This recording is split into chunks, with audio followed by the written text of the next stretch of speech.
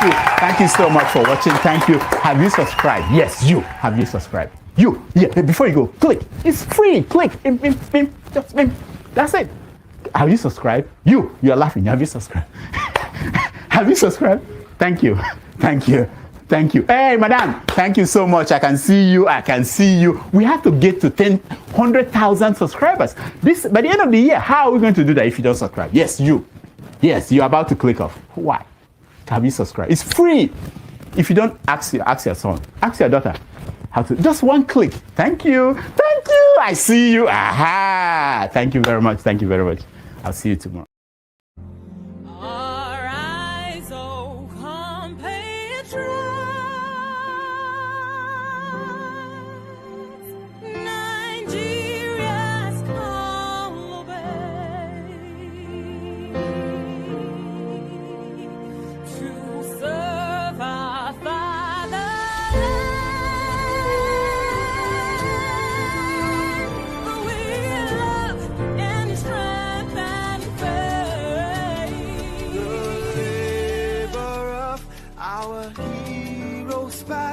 Shall never be in vain, to serve with heart and might, one nation bound in freedom, peace and unity. Hey, that's all. Oh yeah. Arise, O compatriots, Nigeria call obey. To serve our fatherland with love and strength and faith. The labor of our heroes past shall never be in vain. To serve with heart and might, one nation bound in freedom. In freedom. In freedom. Peace and unity. Arise, my people. Arise, my people.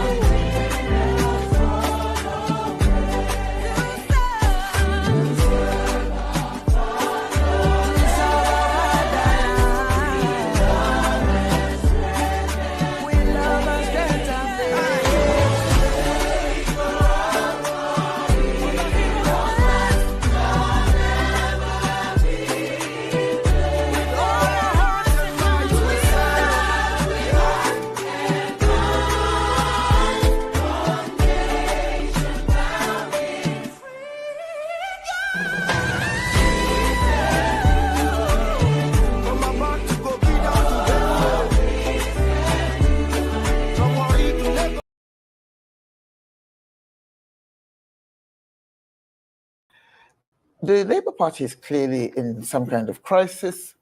You know, we had all that drama around their chairmanship and the traitor who was on the take from outside elements, the Bure character. You know, I just can't bear people who totally lack honor. So there was that whole crisis. And then there are other things that make it difficult for Labour to, you know, function as a proper party. And, you know, but the thing that depresses me most is actually not so much what the rank and file senators and House of Reps people do. Well, they're not actually rank and file, are they? Well, I suppose so. That's, I mean, they're probably the top echelon. They are the party. upper echelon. Yeah, that is true. I used the wrong words. It is Peter Obi himself. I just don't understand how somebody who was this sparkling, inspirational figure who created a movement almost overnight, galvanized the youths, the intellectuals, anybody who had any iota of principle in their bloodstream, you know, at least admired him to some extent, even if they weren't necessarily going to vote for him for whatever reason. I don't understand how Peter Obi has gone from there to there, because as far as I'm concerned, he's like a firework that has turned into a damp squib. He's become so pedestrian. All I see is him making anodyne statements here and there on TV, wearing Babariga and going to donate boreholes in Kafanchan or wherever. You know, it's all good stuff. He's still a good guy. But where is the leader that the opposition needs so desperately? And he's not looking like it. In fact, if you look at In fact, I accuse the entire opposition, the PDP, for allowing itself to be derailed by my dear friend Nyesom Wike, by the way, I saw him a couple of months ago, and I told him, if I was a PDP Mandarin, I'd have tossed you out by now. So the PDP, j'accuse. I accuse Atiku of spending more time, all this manana, Dubai type of big man type of thing, not really effectively taking on the government. And I blame Peter most of all, because Peter was a shining star. And so many people committed themselves to him emotionally, myself included. I'm not an Obidient anymore, to be honest with you, because he's such a disappointment. Are you unsure about your finances? Is money and your financial security always in the back of your mind? I mean, there's no aggression. The government is lousy. I mean, pretty much the only good thing I can think that Tinubu has done is keep herdsmen at bay, because I've noticed there hasn't been any herdsmen shenanigans since Tinubu came in. So I congratulate him for that, if indeed it is his, but it's kind of like, there's so many things this government is doing wrong. Contracts being awarded without due process, economic collapse, rampaging inflation, widespread hunger and disillusionment. And, you never hear anything seriously punchy from Peter.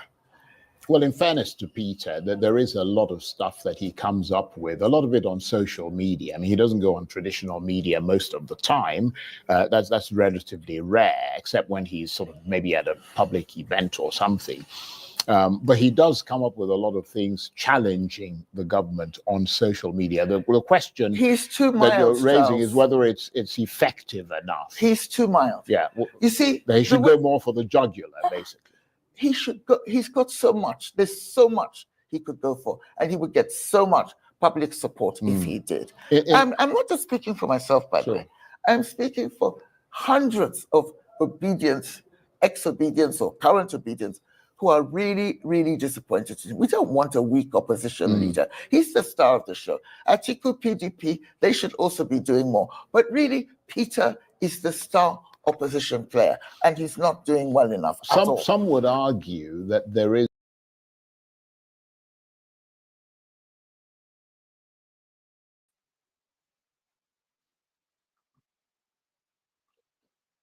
Good morning, good afternoon, good evening, depending on your geographical location. Nobody wants a weak opposition leader. When I came across this video, beside the content itself, the person herself, the Kugbara herself, she is intriguing. She interests me. She brings to mind one of the vision of this platform, to have women like that. And also, I've said this on this platform and also on my channel, that our women hold the key to change, bringing about change in what? In Nigeria. Yeah, what she said. She said she met a Wiki, who is a good friend of hers, and she told him off. She said, if I have a PDP chairperson or in the high hierarchy there, she would have tossed him out long time ago. And that is a brave woman, a woman of opinion, a woman who express her opinion. Yes, Peter B, without a shadow of doubt, has been a great disappointment. And I said it here before here, that it's been a great disappointment. He had the opportunity. I equally also invested. A lot of people, not just emotional, invest their emotions into it. They invest their finance, their time into this gentleman. Yes, he's a good guy. Nobody's saying, but in the context of Nigeria, we don't need a good guy. Nigeria at the moment don't need what? They don't need a good guy. They need a rugged guy because this life, no balance at all. So you just have to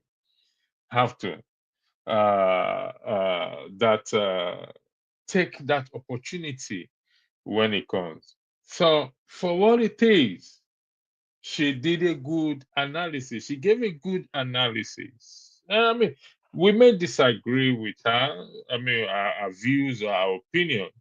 But truth be told, our opinion, I align to our opinion, which I have mentioned here, and some of you also have come out here to mention it, to say that he is a weakling. He does not have that capacity of a leader.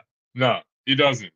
And like what she said, going about giving speeches on space airs, and people are using him to gain fame and gain money or whatever it is. At least he's good at something, but not that savior. We were disappointed. I was disappointed as well too.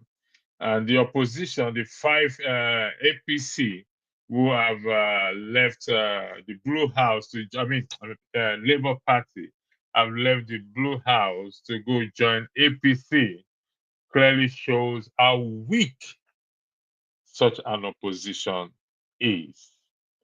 We don't need a weak leader. Even Tinubu, as he is, so he did not display weakness during his time. He grabbed it, he ran with it.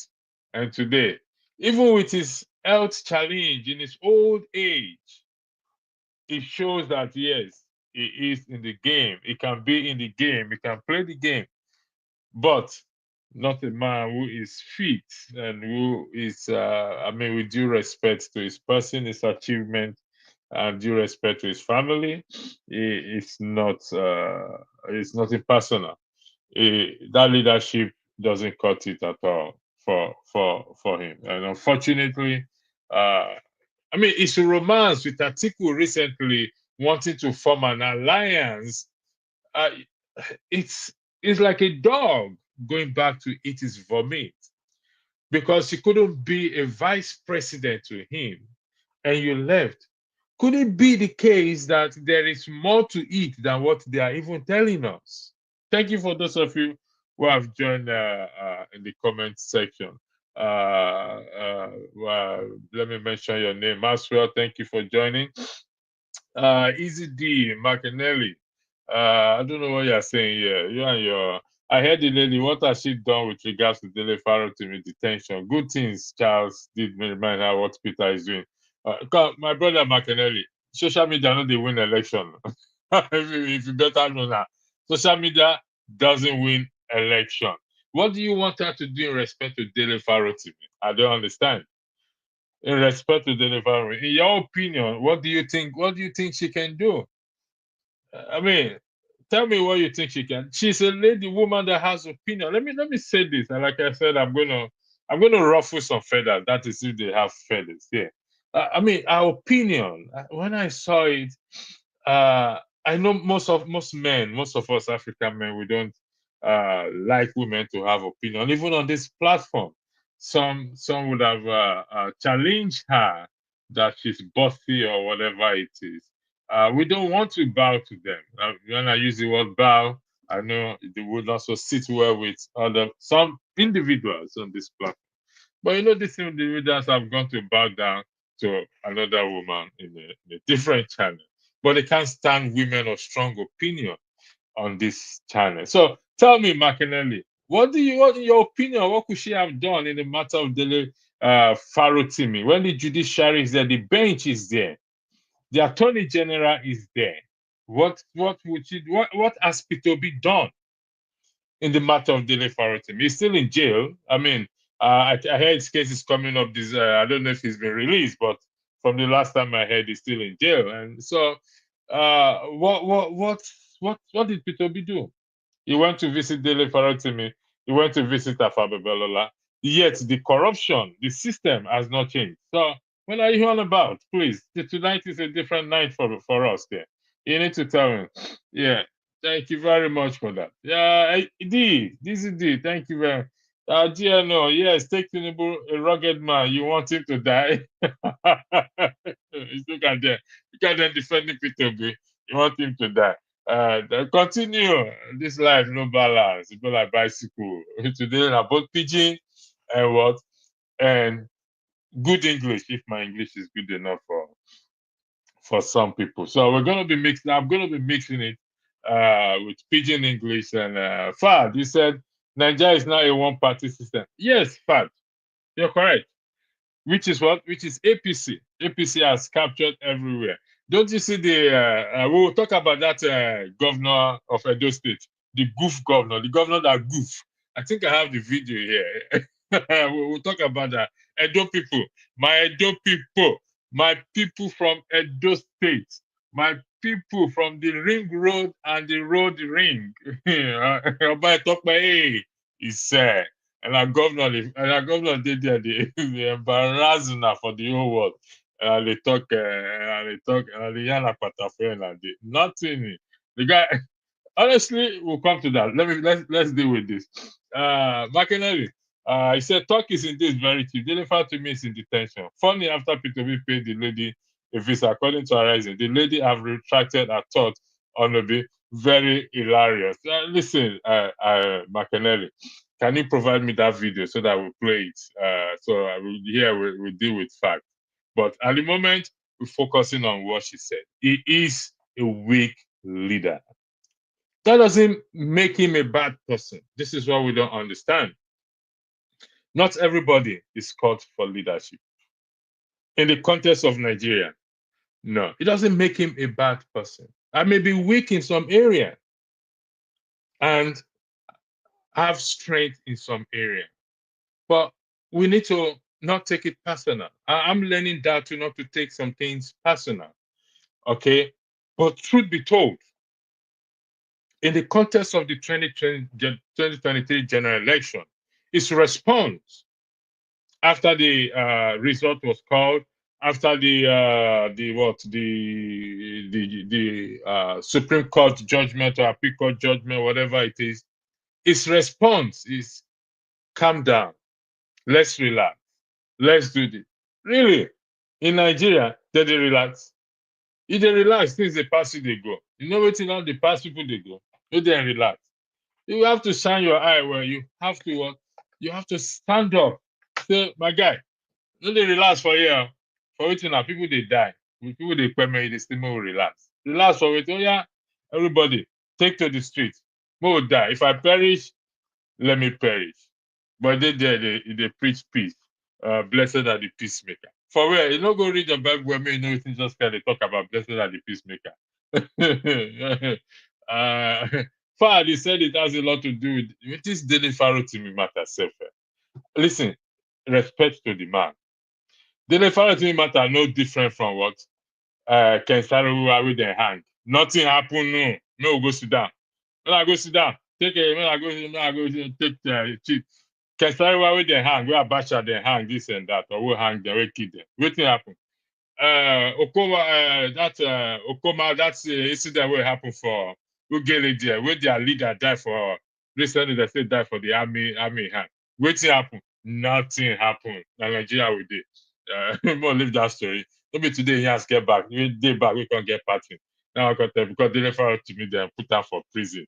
In book be #1 sales for Nigeria now. We not go hear what again. Nothing go happen. See Ayabelo they smile. He was smiling out of even inside court self with a smile. Even the judge self I hear on a rumor. Say the judge give her water may drink.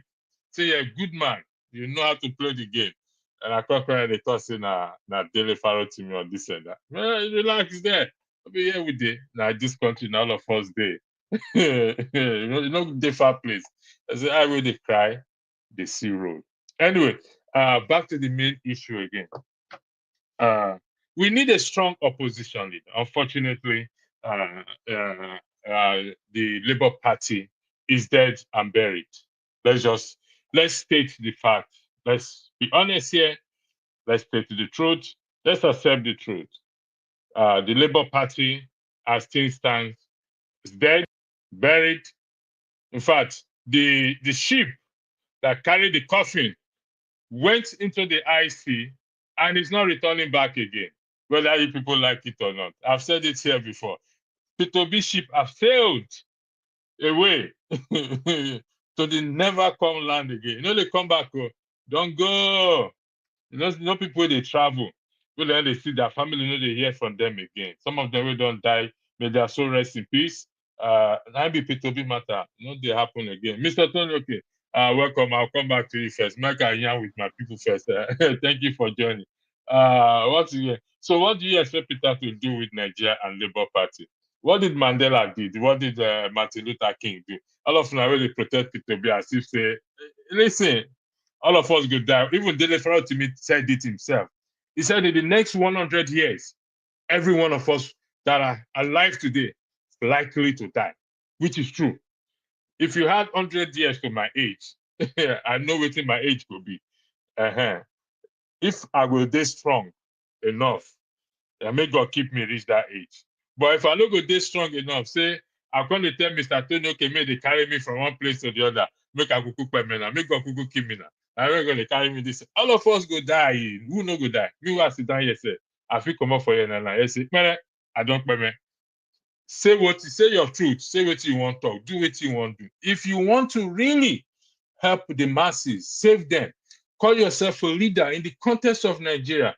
Listen, like what Kenneth Okonkwo said, even though I don't like him, he said, he said the same thing. If you are not ready in the context of Nigeria, don't come out. We don't need peacemaker. Forget about that. Blessed are the peacemaker, for they shall see the kingdom of God. Where are they? I they read Bible. I know what Jesus is talking when he say, blessed are the peacemaker, for they shall see the kingdom of God. For waiting, when I leave that story, listen there now. Let you see, you are not currently honest. So no point going back and forth with you. See, Anna, you don't run. He said no point going back. This is comment section. You ask me now, don't go anywhere. Someone said, let's see, we have to do something about your P2B association, and it has to be so. What do you want to do me? Mr. Tony, can I give the floor to you? I better talk.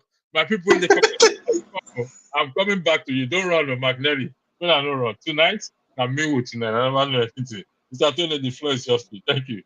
Yeah, my brother. Greetings, greetings to everybody who is listening on the platform. I think I'm enjoying your drift. You appear to be on the hotspot right now from P2B supporters, and I'm one of them. And I'm going to put you on the hotspot too as well. You're not coming out well. Maybe it's me. I'm struggling to hear you. Maybe you should be closer to the microphone, please. Thank you. Okay, sorry. Let me tap my. Are you hearing me? Yeah. Much better now. Thank you. Okay, just took up my earphone. No, I'm enjoying the your drift, but at the same time, I think P2B's supporters are putting you on the hotspot. And I'm one of them. I'm Sorry, going to Mr. put you on the Tonoke. hotspot as well. This night I did hotspot. Nobody, both hotspot to Wi-Fi or whether na hot seat or na movie with them tonight. They never know anything. Men are coming. We're gonna put you on hotspot today. You know, Awesome. I mean, Okay. Start. Go ahead. What do you want? What do you want the man to do? What do you want the man to do? Yes, he's a leader. He brought himself out to lead, to contribute his quota in transforming Nigeria. And the lady that you talked about, yes, she made a very bold and very assertive verbal debate against Obi or so on. But yeah, she's entitled to her own opinion. But Obi has visited her from what we saw. We saw a video and we saw Obi's comment where Obi went to see her, and it appears they sorted out their differences. And the lady, was quoted to have said that, well, she's come back to fully as an obedient member. But I said this country, not Nigeria, and I never do anything. We just start. What do you want? What do you want Obi to do, given the, you see, you have to understand. I was listening to Mazi Ezoke on a similar topic. He had revolution on the platform, and it was the same similar sentiment that revolution was expressing. And I think one of the things that Mazi Tochukwu Ezoke said is that people don't seem to understand the complexities of how complex this country, Nigeria, is. So I think that there are approaches. This approach may be different from what you think, probably not a radical. Someone else who is radical will look at it more differently. But I think that in criticizing Obi, you also have to look at his person and his personality. And I think that we need to give him some credit. He doesn't believe in tearing down, pulling down, he doesn't, he's not that kind of person from what we see. Uh, Maybe someone like Showore is more radical in his approach. And but if you look at the two approaches, what have we achieved? What have we achieved? I I don't know. So that's why I'm saying that we're dealing with issues that are very complex, and so uh, approaches that you adopt are not one that is just revolution, because you start a revolution, you don't know where it ends, you don't know where it leads, you don't know the direction. So I think that even in criticizing Obi, and whoever is criticizing Obi is entitled to their opinion, I think we are also, like I said, we have to look at the very complex uh, problem that we have in the country, and see how um, we can address the problem, not just calling out people to come out and fight and tear down and pull down and so on and so forth. Let me end there. I see John Thank you. Abadel. Jonathan, thanks for joining in. I will give you the space to speak before I go to Mr. Tony and challenge some of his some of his. Jonathan, I don't know if you heard the lady, or you must have, maybe you've heard it or not. That our beautiful lady that spoke, and reminds us of some of our women here that are outspoken, and some men are not comfortable with it, and they are going to bow down to another woman's channel. Anyway, Jonathan, the floor is yours. You're looking fresh this evening. What's happening to you? It's nice to be with you, Electricity and Tony. It's Christmas season, it's the best time of the year.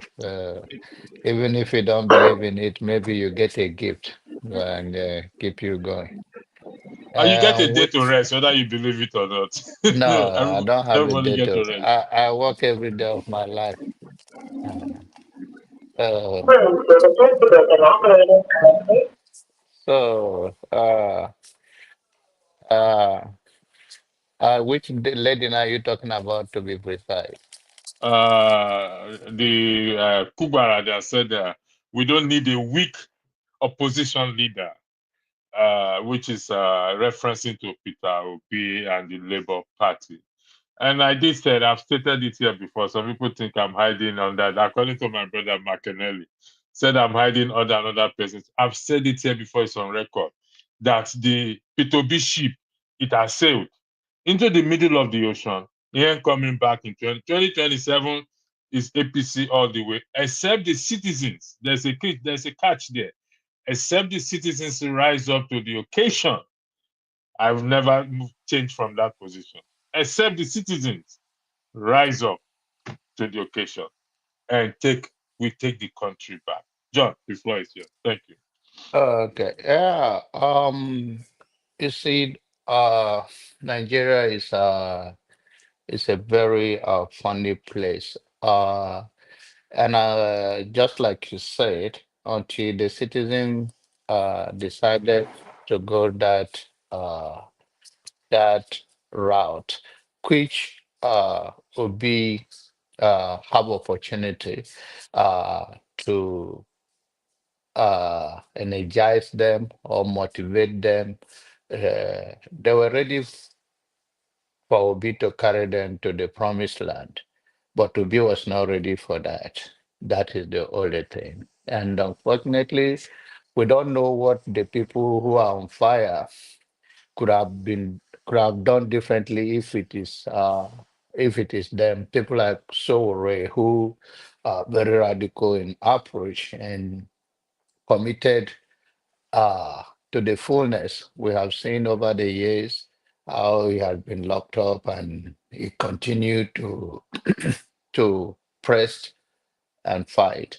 But unfortunately, the Nigerian youth, not all of them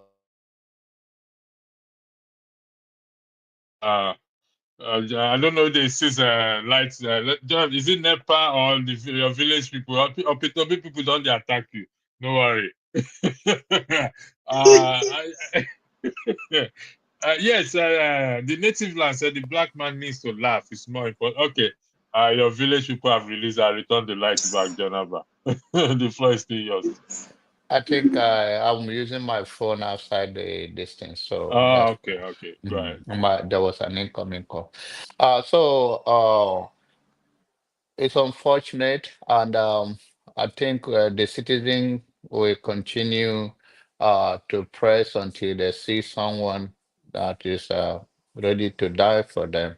They are ready to die for Obi, die to follow Obi, but Obi is not ready for that, and that is his life. He have the right to, to not to die for anybody, but I hope Nigerian people will learn in their own way and see who else is coming. But as far as the citizen, their mentality is to manage the situation, not to take a radical, a new approach to resolve or to be competitive in 21st century. Then it will be a long walk to freedom. But if they decided to turn the table and be aggressive about their situation. Life is too short to live. And if you're going to live your life in that way without fighting back, then you're not going to get anything. Even the Bible said that he that want to preserve it will lose it, but he that want to lose it will gain it. So that is the situation people find themselves. Well, we are looking forward to 2027. We see. Oh, whoa, whoa, Oh, whoa, whoa! Stop, Jonaba. Looking forward to waiting. I feel we are looking Are forward you to giving people false hope 2027. or what? Eh? Are you trying to give people false hope? I'm not giving a false hope. Anything can change overnight when they Uh, come to. Fortunately, there's not too much expectation from our end. Even when you see 92 years old still trying to push back on whoever says something that they don't like, or it's not in their clique, or they're trying to preserve their legacy. I believe even these people, if they live before us, um, they will still stone us from the grave if they have the opportunity. And that is the problem we are having in Nigeria. They are not ready to go. And in that case, you see that in the court that day, there were hired opposition, and there were also the people who come to support Dele Farotumi, and there are people also who are there to support Baba Lola. These are the people that they are used poverty. They don't have sense uh, of self. Integrity. They don't have that. If not, it's none of your business. The only problem is that the court and the police belong to the elite and the most powerful. So there's no way say you are going there to look for justice. It is what it is. Thank you, John. I'm taking a different approach tonight in terms of my style of moderating tonight. Because we're gonna do a lot of back and forth. Okay. Uh, Mr. Tony, you mentioned the complexity of Nigeria. Okay, and Nigeria is complex. To which I want to exercise my right to disagree with you respectfully, sir. If I don't know what you meant by the complexity or how complex Nigeria is, that it's now beyond my words, not your words, or suggesting that it's beyond redemption, or there's nothing the people can do to rise up, or what is happening in Nigeria has not happened somewhere else before, and they were able to turn it around, quote and unquote, the people. But the people also have leader, someone who led them, not necessarily all the time. So, what is this complexity of Nigeria that you're talking about? I want to know, please, because we keep saying Nigeria is a complex country, and I get confused, and I would greatly appreciate you let me in into this complexity of ours that you and I have taken to the fence and say, you know what, it's a complex country, and let's leave it as it is. The floor is yours, Mr. Tony, to clarify what you meant by the complexity of Nigeria. Okay, thank you. I think John Abba kind of alluded to the complex nature of Nigeria when he said that, when he talked about um, Dele Farotumi's case, where you had some people for, some people against, and you had some people for Afe Babalola, and on just one issue. So you can see that the way we think and the way we reason over just one issue is probably motivated by maybe who we know, who we like, or where someone comes from, or whatever. Nobody is looking squarely at the issue. I mean, all of us are not focused on the issue. Some are looking at various aspects, at the periphery, at the center, and so on and so forth. And that's part of the complexity that I'm talking about. Apart from the fact that both in character, in composition, in our makeup, in our ethnic composition, we're all different. Um, but I think that even though we agree that most Nigerians, I haven't seen anybody who has said that the country is working the way it should work. I think most of us agree that there's a serious problem and that we need to sort this problem out. But the approach has always been a problem, you know. So, and that shows that even in us, we have situations that make us see things differently. Yeah, we're all different, so we're not supposed to see things the same way.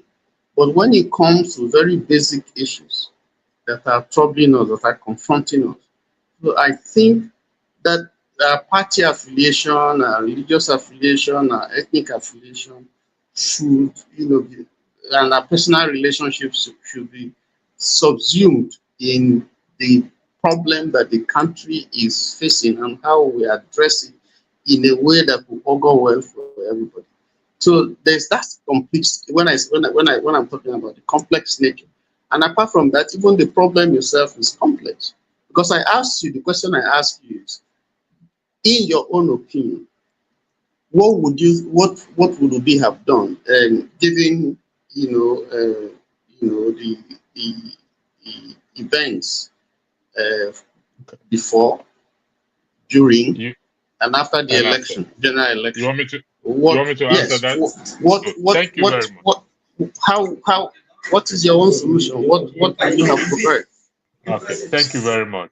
Like I said, this is a different way we are taking this thing.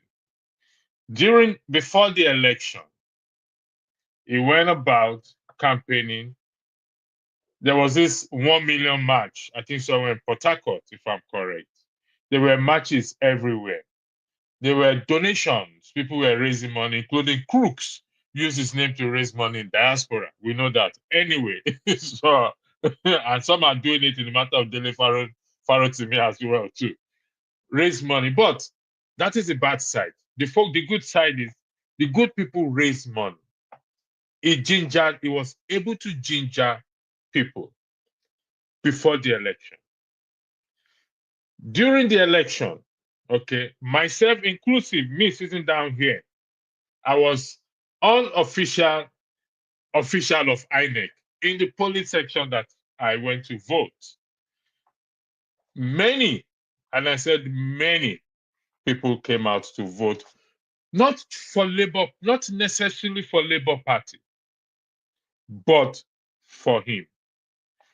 Like the lady said, a lot of people have invested their emotions, money, time.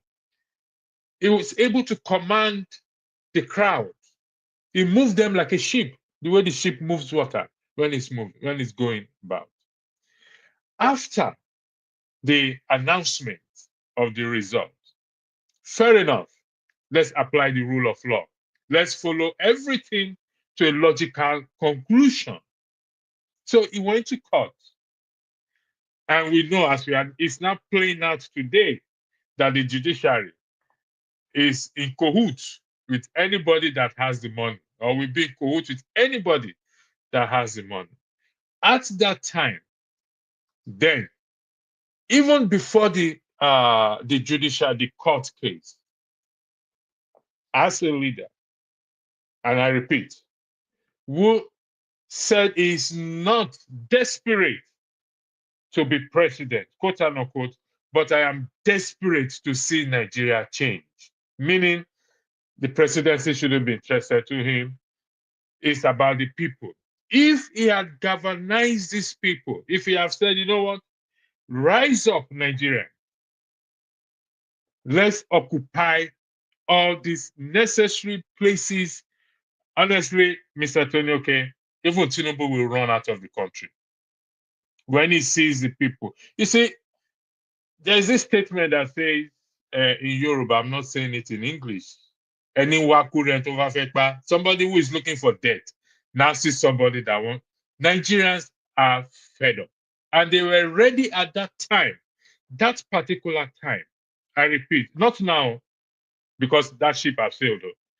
At that time, if he says, let's go, trust me, many will go. But if we sit down here saying that a change will fall from the sky without us acting, like you said, it was one of those they think will take them to the promised land. Unfortunately, it took them back to Egypt when they were eating cucumber. They remember they were eating cucumber, lettuce, this and that. Lettuce, according to fella, suffering and smile. I beg, leave us or where we did. I beg, don't disturb us. We did suffer, but we still they smile.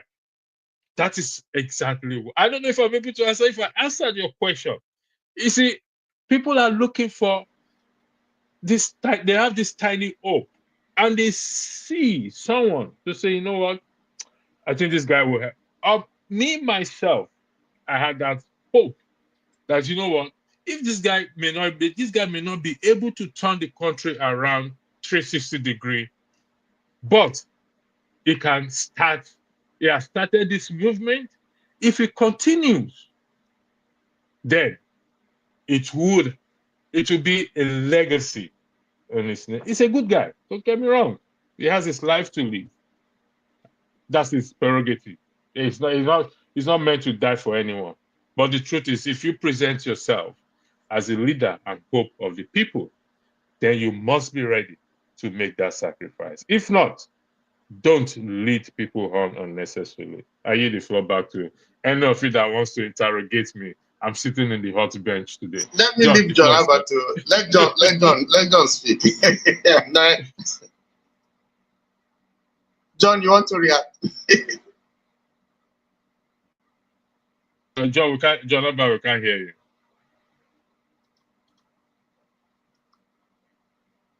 Okay, we can't hear you, John. We can't see hear you. It looks like you're muted, John. No, it's not muted. I think it's on. It's from his system there. John, we're still not hearing you. Maybe you go out and come back again. These village people, they can't stop. Okay.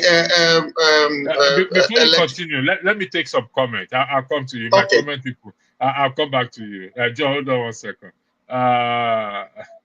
I would say, if you do not like Peter Obi, do not. No, I gave my opinion a long time ago. I'm not hiding behind anybody's opinion.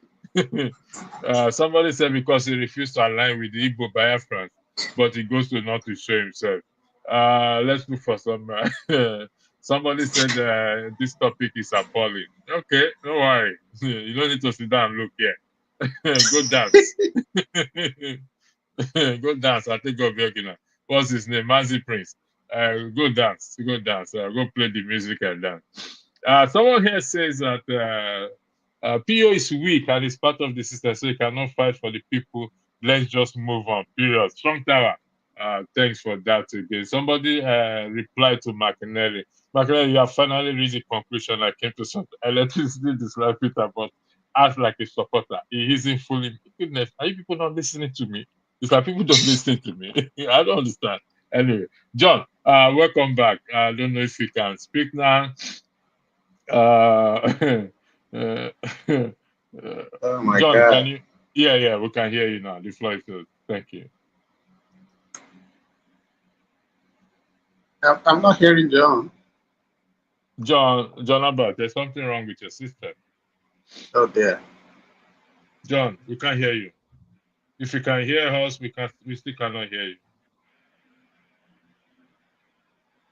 We still can't hear you. Sorry about that. I think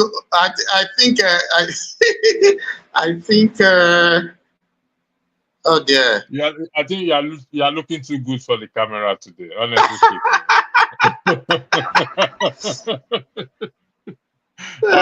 Until you don't come back, you were speaking. Yes, I would have. Okay, hopefully John will come back.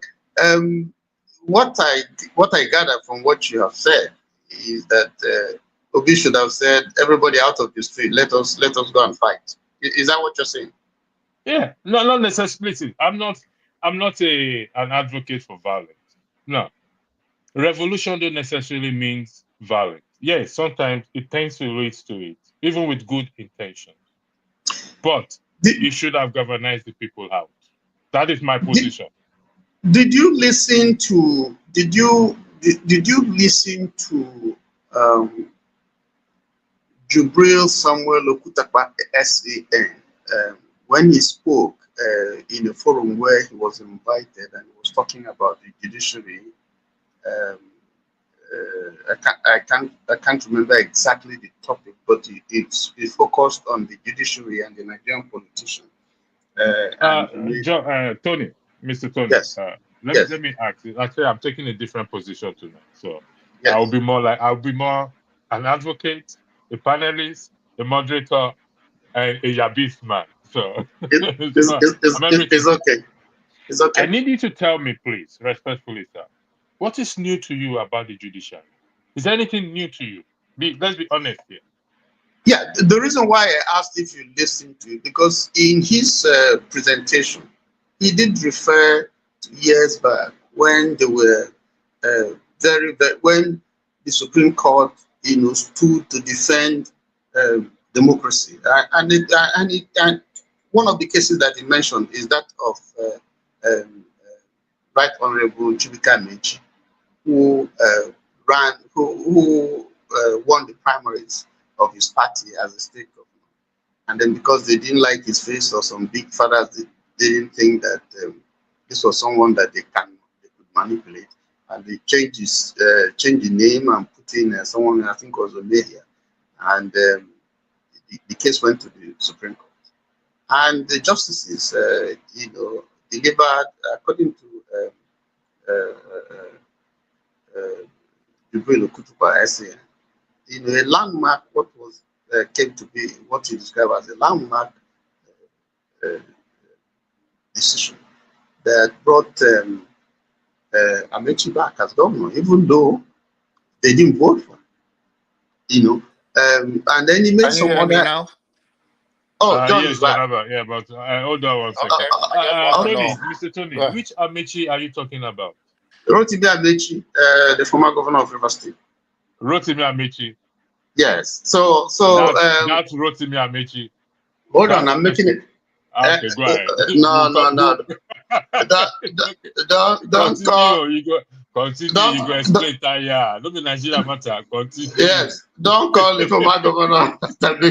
Anyway, so uh, uh, uh, uh, Jubrilo Kutapa, SAN,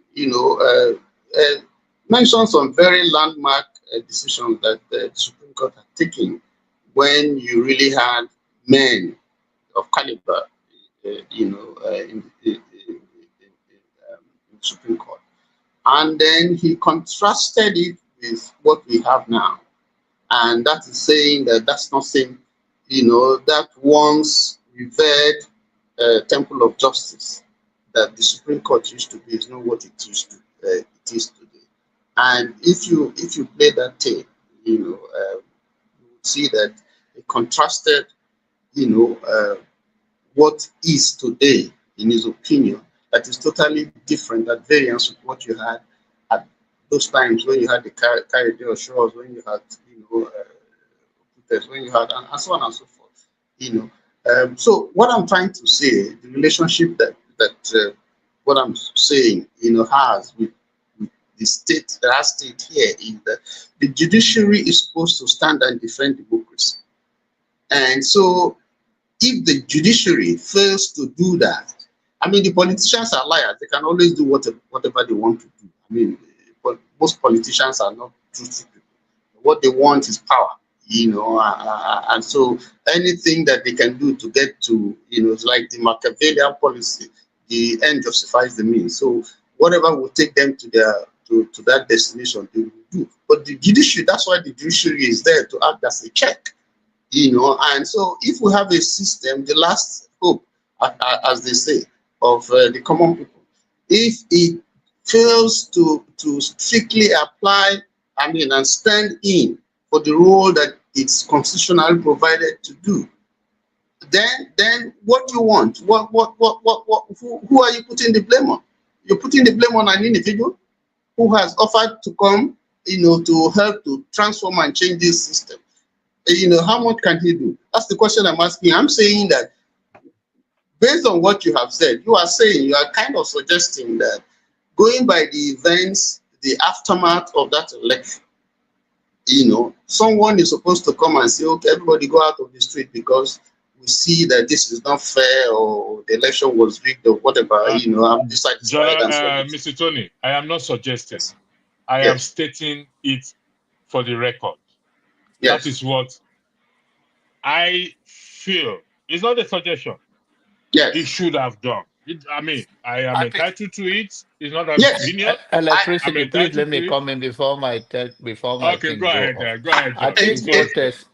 what electricity is saying is that the citizens were ready for the movement, and they Yes. saw the hope He gave through them hope. Obi, Yeah.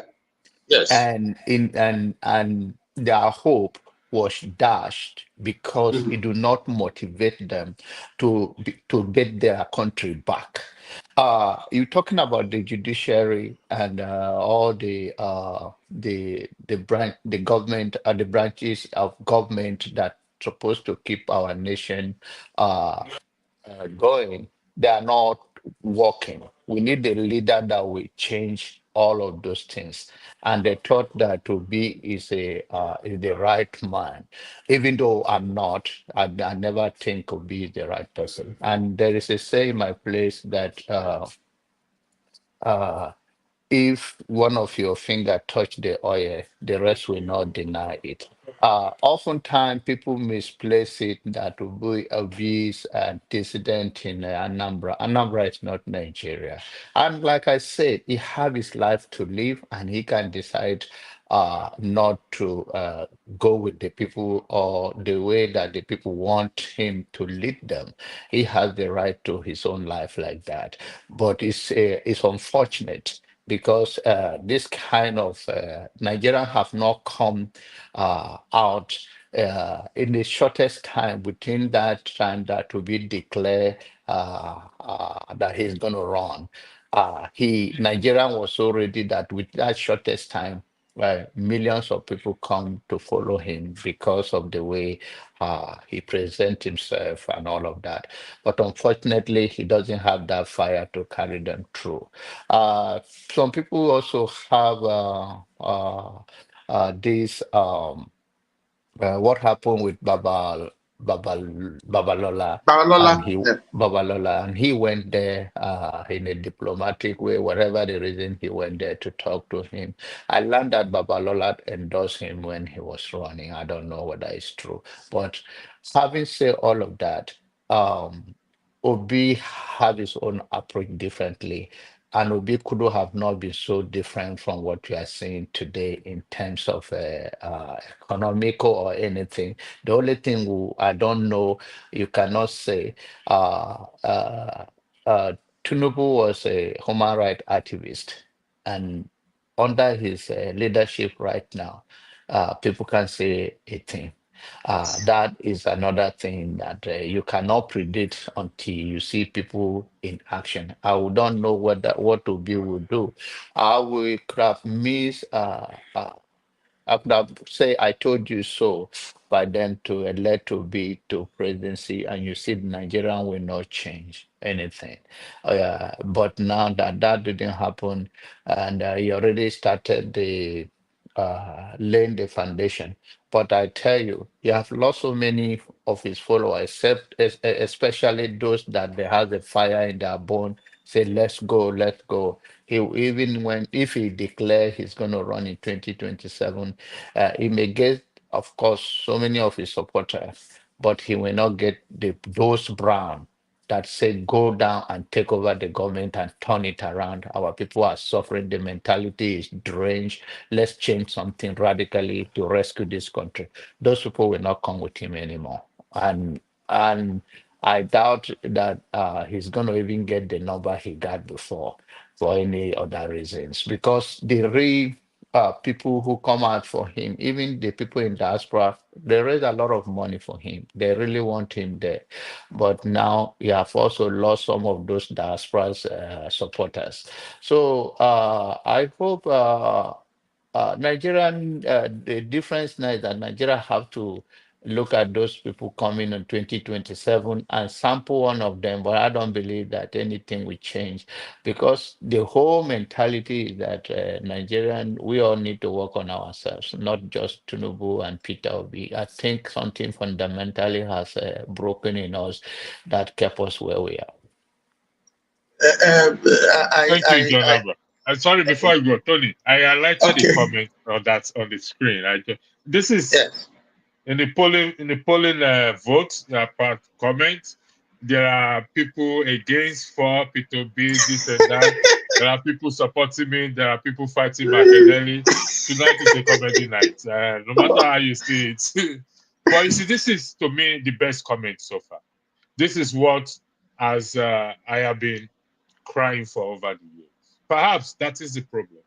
Maybe the people are still waiting for a leader to lead them and don't realize their own power to protest and raise hell. Now, I will back this statement with a section on the Constitution. People will know. And before I say it, people will type it in there before I say the section again. Section 68, 69, and 110 of the Constitution. That is where the people power lies mostly. They don't need any leader in this context. All they need to do is come together. Yes, somebody will carry the letter to INEC in Abuja or wherever they are, this and that. But here the people in our constituency can come together and say, you know what, this our legislators, this our lawmakers. I did a video on my channel some time back. The cost of the Nigerian Senate, which has trickled down to the entire country. We don't know how powerful these lawmakers are. We don't know what role they are. But the people also fail to understand that the lawmakers are not as powerful as the people. The people are more powerful than the lawmakers. And that is where the cause is. So when I mean cause, CURSE, and no prayer ain't going to take that away. It's in the hands of the people. Tony, the floor is yours before we go to the next topic. The next topic It's about my people from Edo State. I listened to John Abba, and I agree with a number of things that he has said. But my question that I want to put to him and to you, electricity, is we just had an election in Ghana.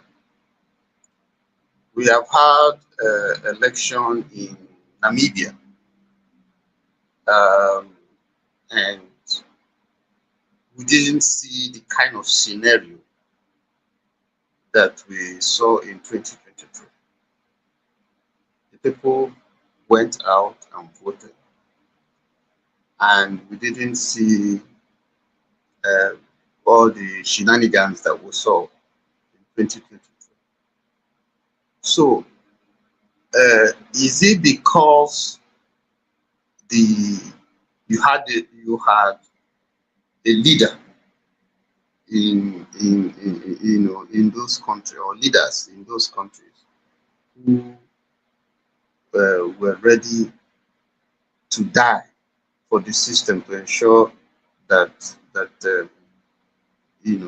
everything went according to the constitutional provision required for a free and fair election? Is that the case? That's one. The other question I want to ask is, and I'm directing this to John Abba, um, what exactly, and I asked you, electricity, that same question, what exactly do you want Obi to have done, that he didn't do? Exactly, not just what exactly do you want him I to believe I have done? answered that question. Did I not Having answer Uh, the led the, question? Let me wrap up having and then I can leave because I just love electricity like he always say everybody love him when I saw it. So okay, because I'm about to run. okay, I let me let's start from the Ghana election that just finished. Two things make African leader to win the opposition or the incumbent. The amount of the people that come to turn out. It will become difficult for someone to win the election, even if they choose want to. Let's say that PDP and LP come to the number become one. It will be difficult for APC to win the election. So that answered the issue with the Ghana issue. As far as Obi is concerned, I do not want anything from Obi. Obi is not, I'm not a Obi supporter. Whether he loses or he wins is irrelevant to me. So I never expect anything from Obi. So I was not disappointed whether I'm just talking about his own followers that followed him. And I saw the number of Nigeria, how they are gingered, how they are fired up. I saw that with my own naked eyes, and I'm just attesting to that. As far as I'm concerned, what I want to be to do is those follower of his that could have said that me, I'm not his follower, and I will never be. Thank you. Thank you, John Abba. Uh, Mr. Tony, I believe I answered that question. If you want me to repeat it, I'll repeat myself again for the record. maybe I Uh, didn't hear you. So what during exactly? during during the votes on the day of the vote, I cited uh, an experience I had with an elderly woman in the polling booth. If I am correct by her age, she should be 80 or 80 plus. She's not in her 70s. She should be 80 plus, an elderly woman. I was in there controlling the crowd, pasted the names on the wall and everything. It was a bit rowdy. You know, Nigerians as normal. Everybody wants to go first. Nobody waits for their turn. And she asked me, my son, quote unquote, I beg, show me Papa, Mama, and Pekin picture for her to vote. Do you know what that is to give such an elderly person hope? Do you know the danger that lies in that? To give such a person. I saw people who came on wheelchair. I'm not making this story up. This is not a story I'm making up. Who came on which some people brought their elderly ones to come and vote for P2B. Not let's forget about Labour Party. Labour Party is shite anyway for him, and that hope just extinguished that hope for no reason because you're a good guy. I voted for him. So those who are in there saying I don't like P2B, I voted for him. I have my PVC. I still have it here. I voted for him the first time I ever voted in Nigeria election. That's the motivation behind it. I did my PVC the first time in my life, in the history of that country, to be interested in voting. And some come on the comment section saying I'm biased. I don't like P2B. If I don't like him, I'm entitled to. Not everybody like me. Tony may just be pretending sitting there as if he like me. He may not like me. You don't have to like him. You don't have to like. You don't have to like exactly. him. So let's face the facts. Let's go by history. If we want to change anything, and according to the playwright, an Irish playwright, those who cannot change their mind cannot change anything. P2B can't change nothing because he's not ready to change his mind.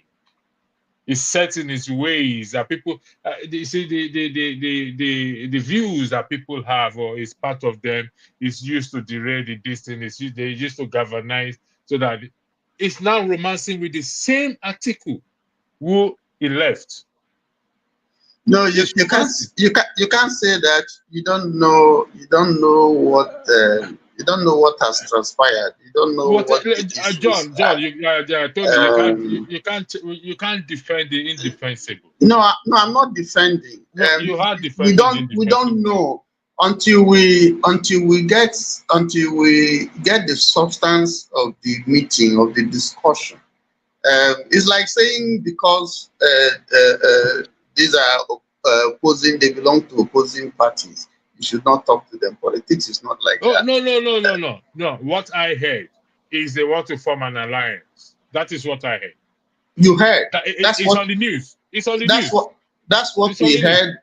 Yes, but it's not been substantiated. That's why I said we don't know what this whole thing is all about. Tony, we don't know. So we're only speculating. Yes. Tony, this is a different night. Okay. Whether we know or not, it's been floated in the media space. So, do you agree he left Atiku because he doesn't want to be a vice president? Is that correct?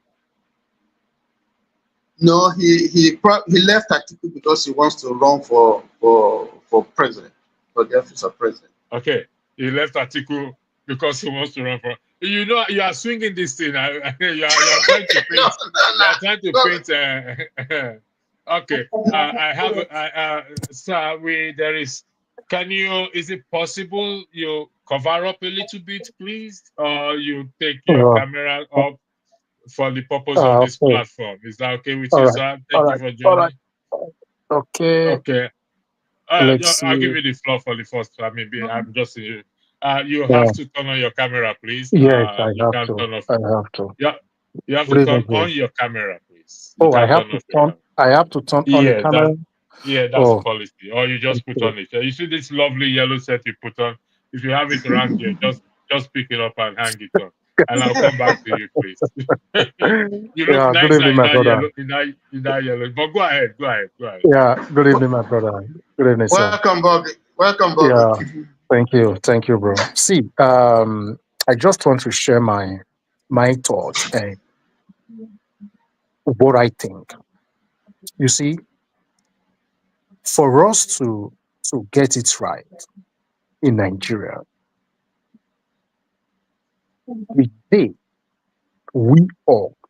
agree to fight for what is right. Not just talking, fight with action. We don't have to wait for those people to give us what we want. There is nobody on earth that will give you what you are asking for.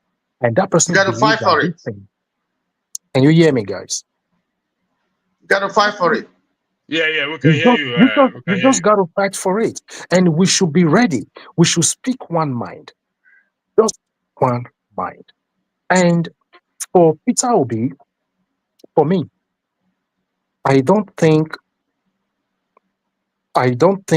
we are going to be doing the right thing by going out to vote for him again.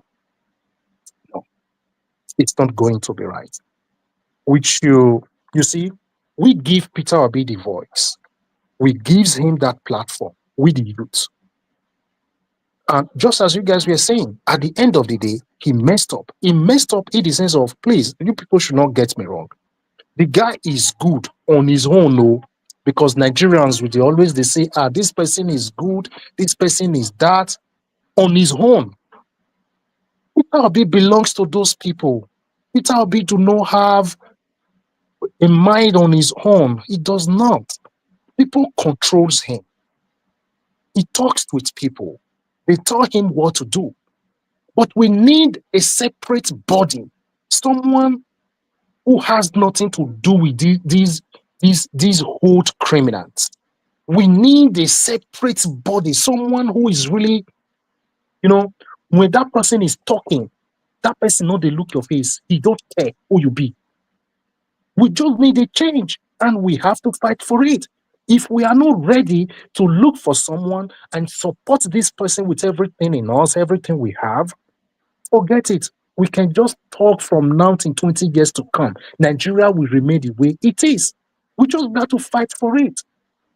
I don't understand why people are still trying to see this young man, Omoyele Sowore. I don't know the reason why people see that guy as an. I don't understand how they talk about him, how they brings him down. I don't understand. I can't get it. This is someone who has been fighting, moving from one place to another. People see him as nothing. I can't just get it. I don't know how we are going to do this magic. If there is any other thing we must do for this time, and this is our generation, I think we should make this mistake again, because people say, if you vote for more election already, you they made mistake. Now that vote, no, they can't. Can we just make that mistake and forget about Obi and make mistake for the second time and see what Sowore can deliver and see if he can lead us? Because what thing we need now, we just want to go to the streets. Believe me, if it was Omoyele Sowore that has that number, Obigo, oh my God, I don't believe say Nigeria will be the way it be. I don't believe. Because if you, as a leader, stand pen and said, yes, I want to fight for this, this is what I got, people will follow suit. People will follow him. That is what we want during the last election. But Peter Obi, we are just nothing. So I don't know.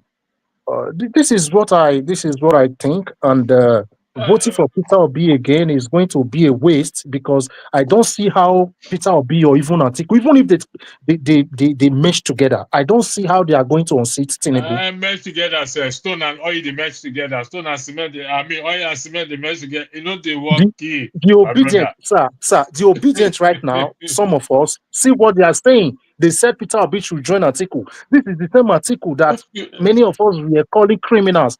So I don't understand this. This our head. I know they get them. I know they understand them.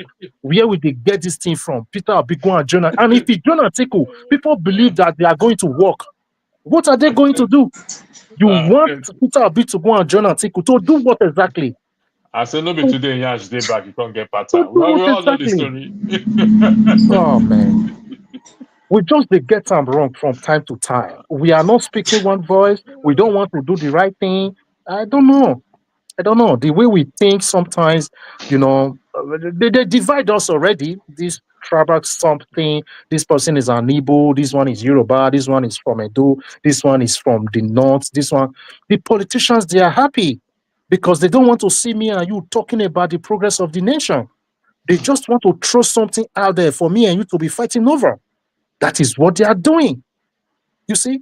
So I don't see I don't see this coming. Obi, the way they are doing it now, the way they are talking right now on social media, Obi and Atiku, they are coming together. I don't get it. I don't really know what those people want. Do they really want change? They believe change will I come don't. from Atiku? You see, my brother, thank you very much. When I started this podcast, I started in terms of Dele Farotimi case. What's different? You see what I highlighted there? What's different from Dele Farotimi case with the Okoma people that were killed, that were set ablaze and everything. We'll come to that book and whatever it is. That is there. When this issue was happening, are you leaving? Okay, thanks for joining Yeah, us. I'm leaving, sir. Thank you. Thank you very much for the time. Thank you. Thanks for joining us.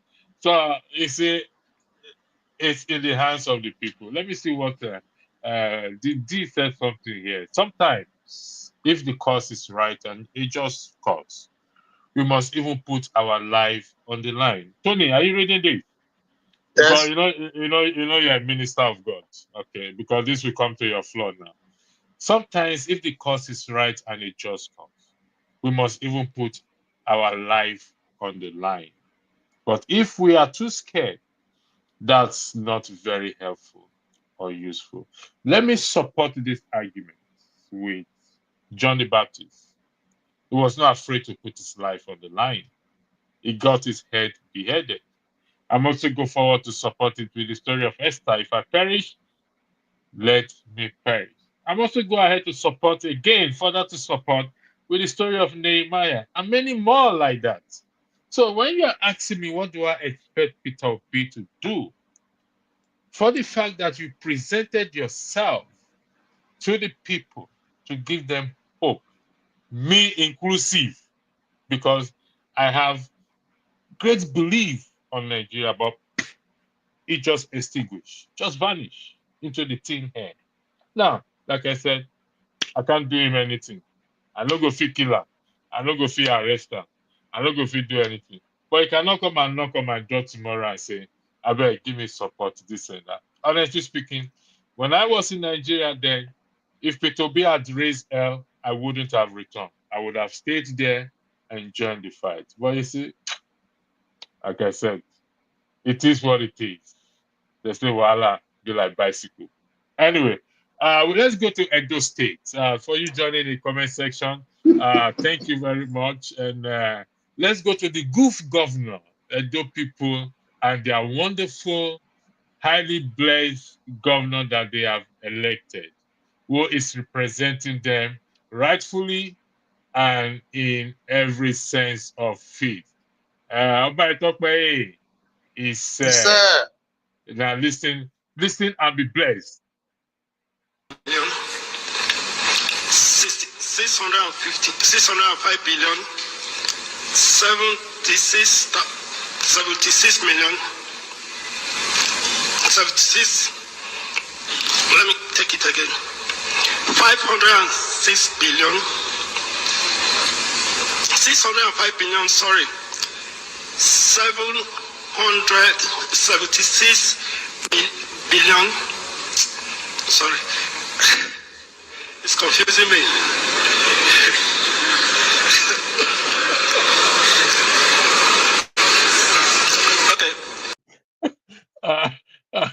Tony, I'll play this video again. No, it's okay. It's okay. Don't play. It's okay. We have seen it. Why? No. Anybody can be confused. Anybody can be confused. We get confused sometimes. Anybody can be confused. Well, you know? I should not play it again. I will play this video again. No.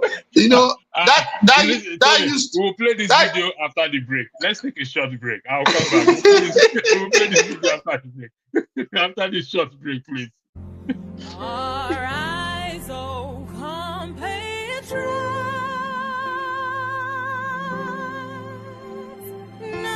Nigeria's call obey,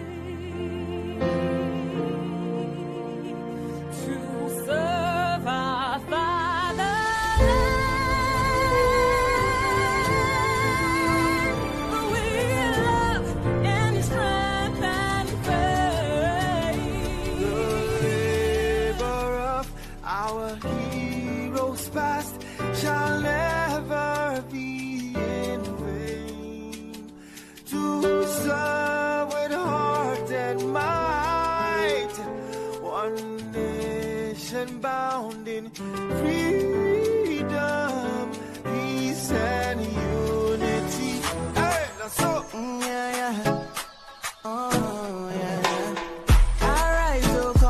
compatriots. Nigeria call obey to serve our fatherland. We love and strength and faith. The labor of our heroes past shall never be in vain. To serve with heart and might, one nation bound in freedom. In freedom. In freedom. Peace and unity. Arise, my people, arise, my people.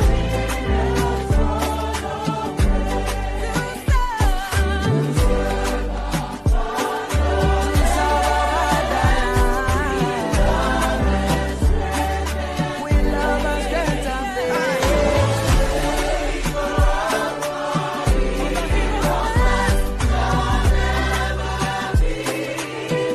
With all our hearts and minds we serve.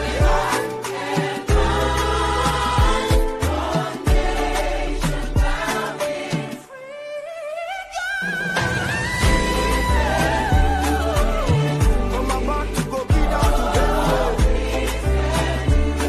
from Warri to Lagos.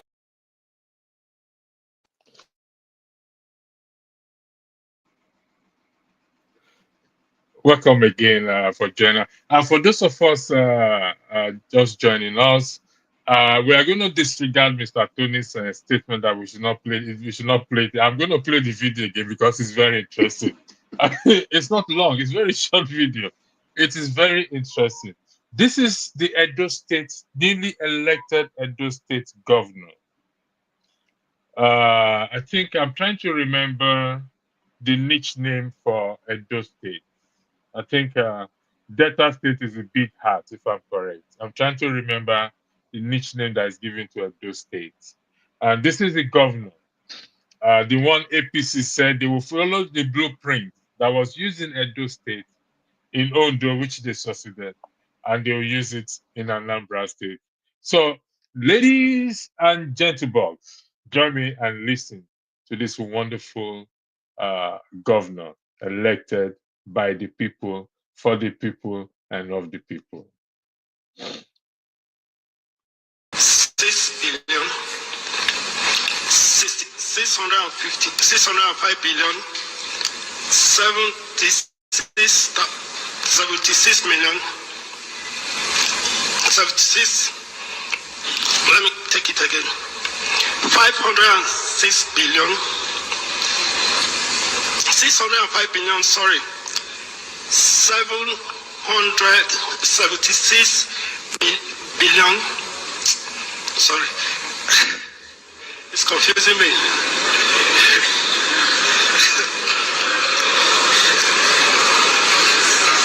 Okay, sorry,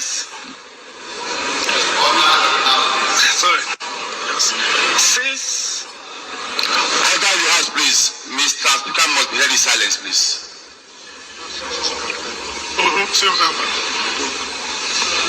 605 billion, and details of the budget proposal for your consideration and approval. Thank you for your kind consideration. Now, wow, welcome back. That is Edo State governor. According to DJ, said the governor don't smoke igbo, he's in spirit. The guy is in spirit. Listen, gentlemen, even though it come across as funny, that is how low we have gone. We have gone in that country, in Edo State. Are we making fun of someone who is unable to read? The answer to that question is no. Because some indeed were not privileged the way we are privileged. But John, thanks for joining. Let me see your name again. Manny84. Let me start with you in this issue. Are we saying, or will you say that those, the APC and those who put him there, let me put it that way, were not aware of this situation? You're muted. I'm quite sure they are aware and they were aware. But knowing the politics of Nigeria, that was done on purpose. So they've selected who they wanted as their forefront person based on their own personal interest, and then they've got what they've got. But my addition to the discussion is that the fact that we continue to do the same thing and expecting a different result, I find it to be a bit strange, because the system that we currently have and us expecting something to be different, I don't know. It's almost like we are barking at the wrong tree. Tony, do you think in this same complexity of Nigeria you referenced to earlier, do you think these people do not know before they put him there? Of Shemole and Co. and those who went to vote for him? Well, it takes me back to, let me welcome my brother there, Mani 84. But it takes me back to what I said earlier when we were talking about the first discussion we had about the complexity of Nigeria. You know, in a state where you had Professor Ambu Sali, you had Osubo. I used to be part of that state when it was Bender. You know, it's to see this kind of a thing is unfortunate. But let's put the blame where it should be first of all.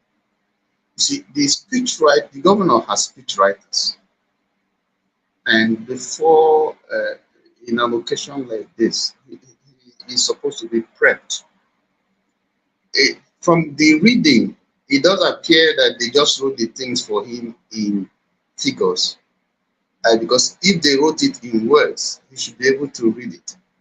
Now, this is not a laughing matter.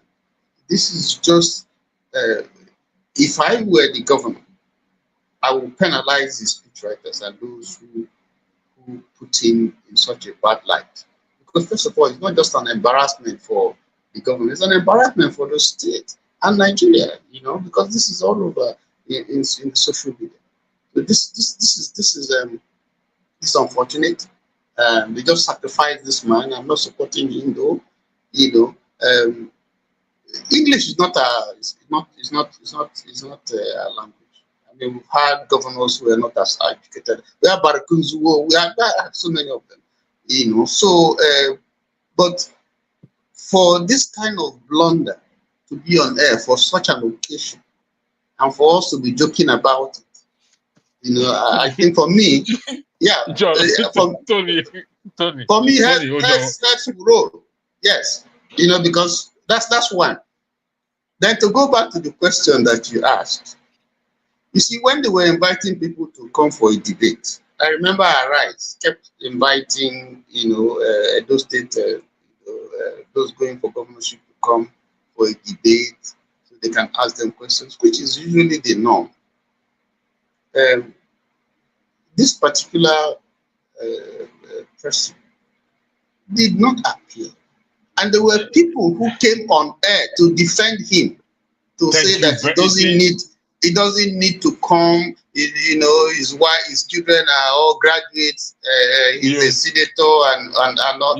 I mean, you know, it boils down to the same malaise, the same problem that we are having in this country, because they are looking at the top. You know, some people went to England to go and debate, and we had a candidate who didn't debate and brought proxies and so on to say no. That so when the mother cow is eating, the young ones are looking at his mouth. So it's a no. You know, it is a no. And if you put garbage into a computer, what you get is garbage out. So what we are seeing is not surprising. It's a measure of the kind of thing that we see in the whole country, the decay. that we are seeing. And if we continue to do things like this is what we get. All right.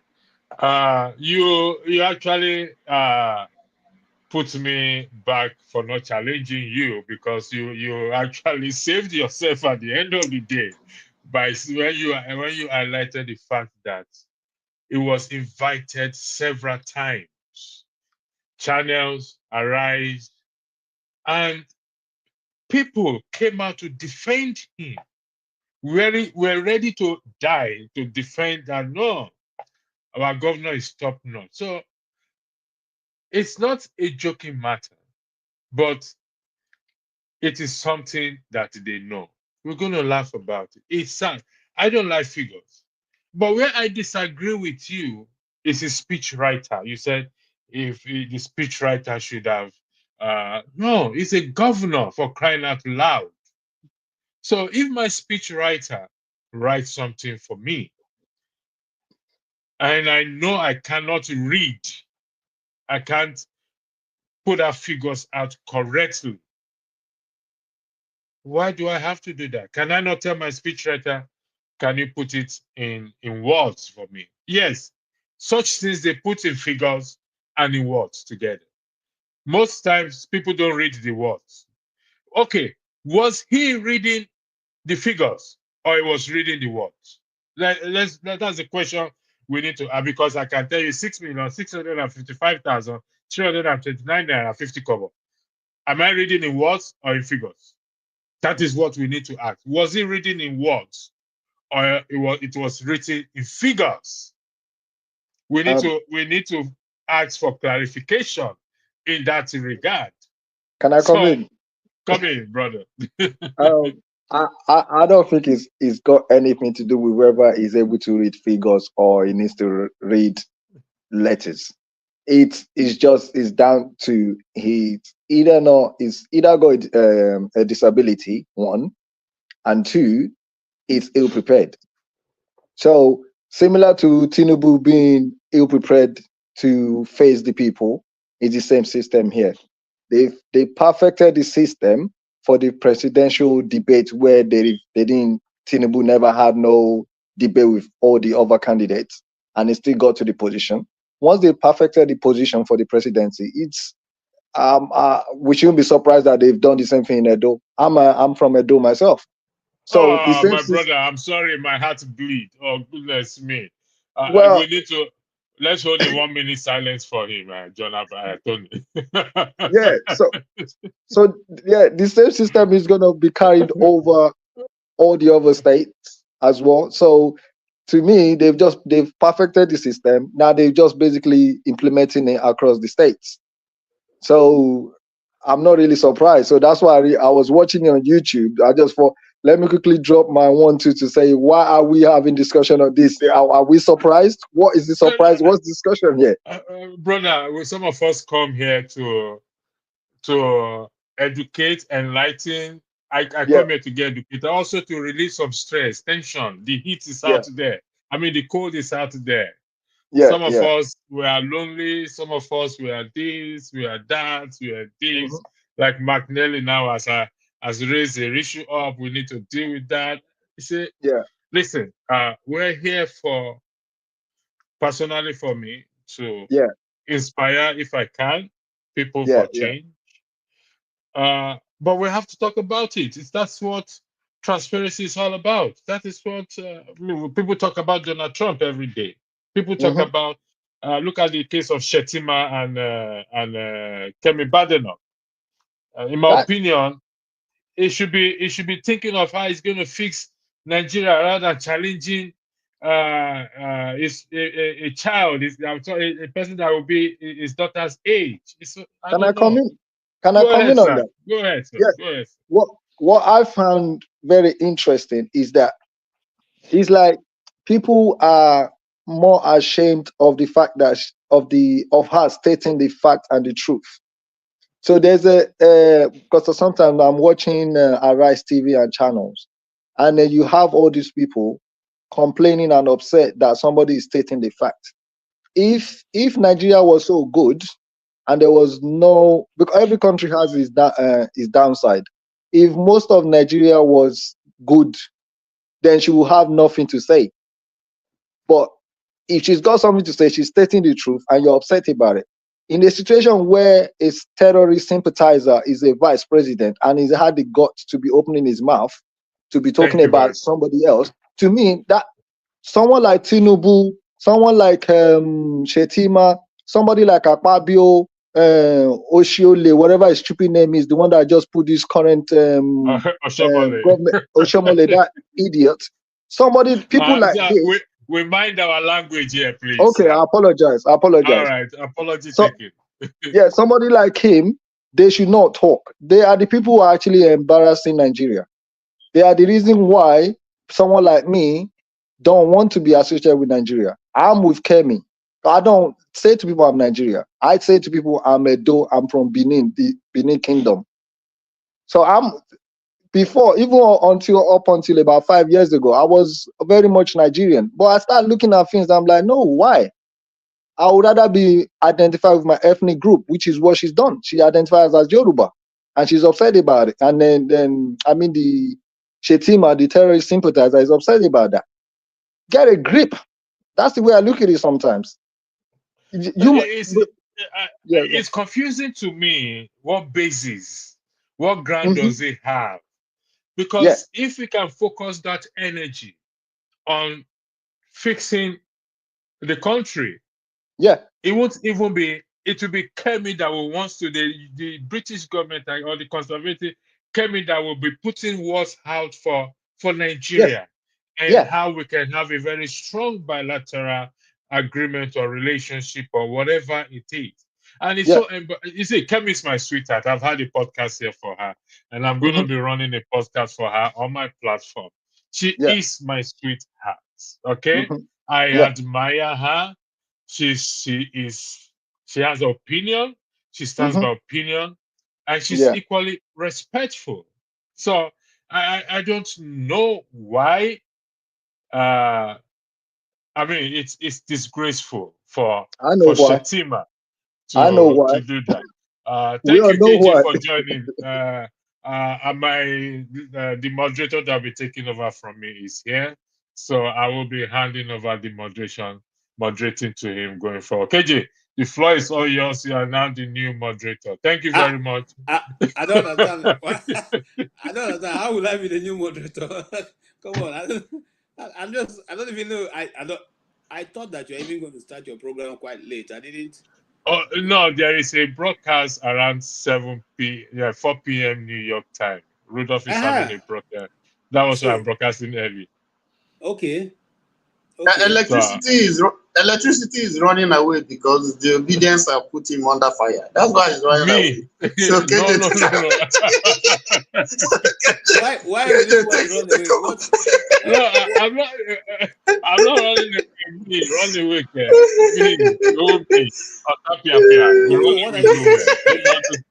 How those people in the comment section I can handle there. You know what we don't see. We don't cross section. We don't cross the line. What was the topic of discussion? I mean, we just talk about P2B, the woman, the lovely lady. Oh yes. Kugbara, who I highlighted our opinion.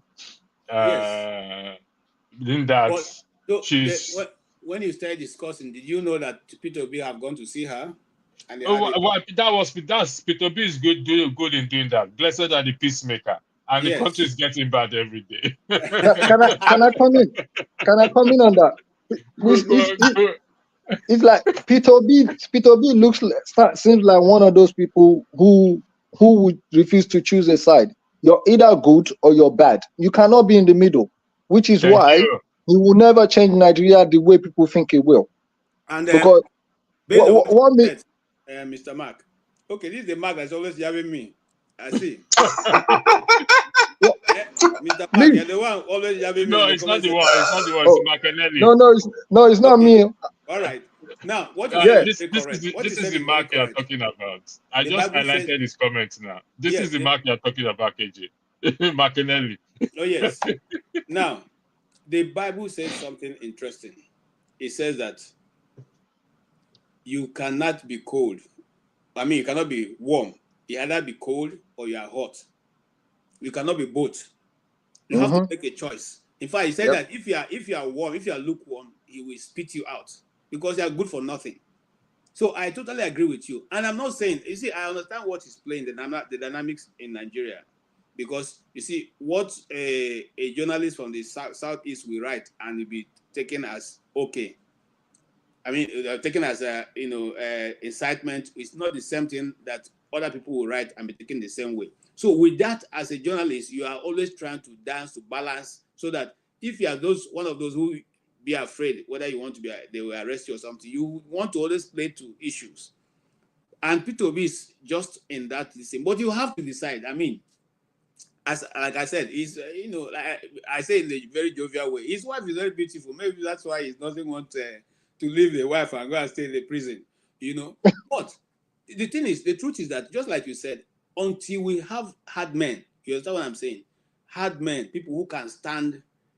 See, let me. Sorry, I'm digressing myself. I like America. Why do I like America? America said they have this I'm trying to remember the right word now. There's a saying that America is the land of the brave. They pride themselves as a land of the brave. It's not because the government cannot take them down or whoever, but they tell you first and foremost, we're standing on the path of the law. If you want to take me down, come, I'm waiting for you.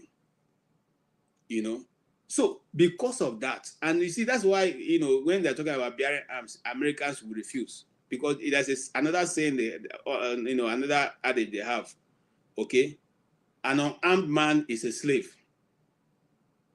I saw it, in fact, I entered an office, a very, very, very, very, problem guy around where I live.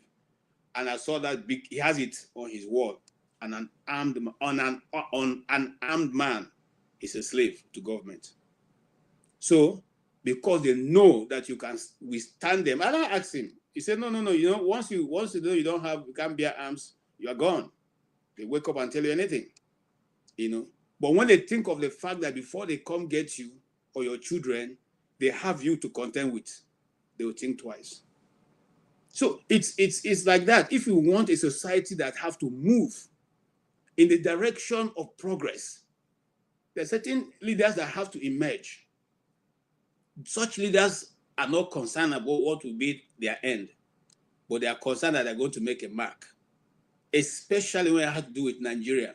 See, I was in the university when Bill Clinton came to Abuja, came to Nigeria, and we were drafted from the school to come and meet with him. And in the lecture in the Women Development Center where he was having that lecture, he told us that the world, I can't forget that because it for many years it was in my head. The world expects Nigeria to be a leader in the next millennium. That's what Bill Clinton said in Abuja to young leaders like us at that time when investing. He said, we expect Nigeria to be the leader in the next millennium. Think of how, since Clinton left office, it's not going to happen. Have we not even gone back from people he came to meet? It's not going to happen. It's not going to happen because we'll have miscreants. Senior, as Wale Soyinka put it in his book, The Glorification of an Area Boy. That is what we have now. We have taken area boys, dressed them up, wear them suits, and they are looking like important goons sitting in the pedestrian of leadership. KJ, when you say we, who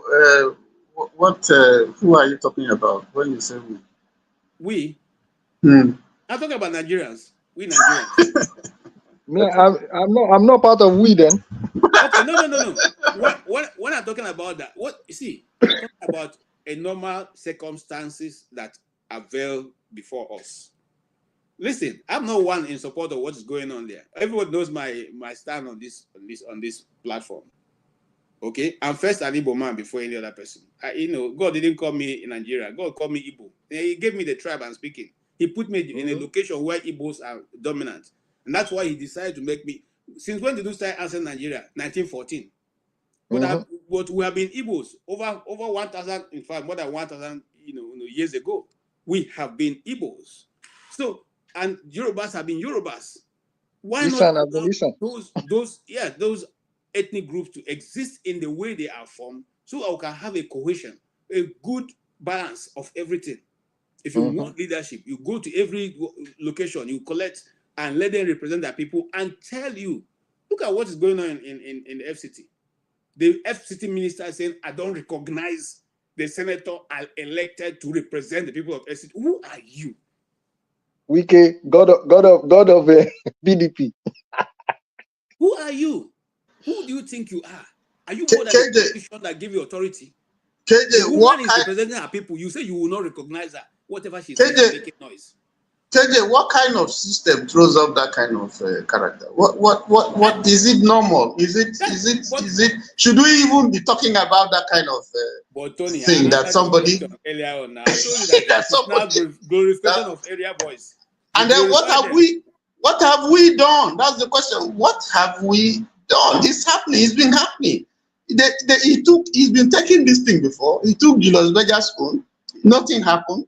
You know, in the Bible, we're told that Herod, first of all, you know, long before John the Baptist had been beheaded, and then Herod Antipas now killed James, the brother of John, and then when he saw that he pleased the Jews, he took Peter. And then the church didn't do anything about it. It was only when the church stood up and started doing something that we saw what happened. So, you know, these things have been happening, and some people are applauding him. Nobody says anything. The man says he has the support, the approval of the president to do what he's doing. And it's like business as usual. And then he can mess up somebody, a representative that is voted by the people, that is speaking for the people. And the person stands up and he wants to, you know, raise a motion concerning that, and they won't listen. And then she had to walk out. And we have all this. You see, that we have to face the reality of the situation that we have here. That's my point. Who is going to get us to the point of facing reality? You know, the system has thrown up all kinds of miscreants.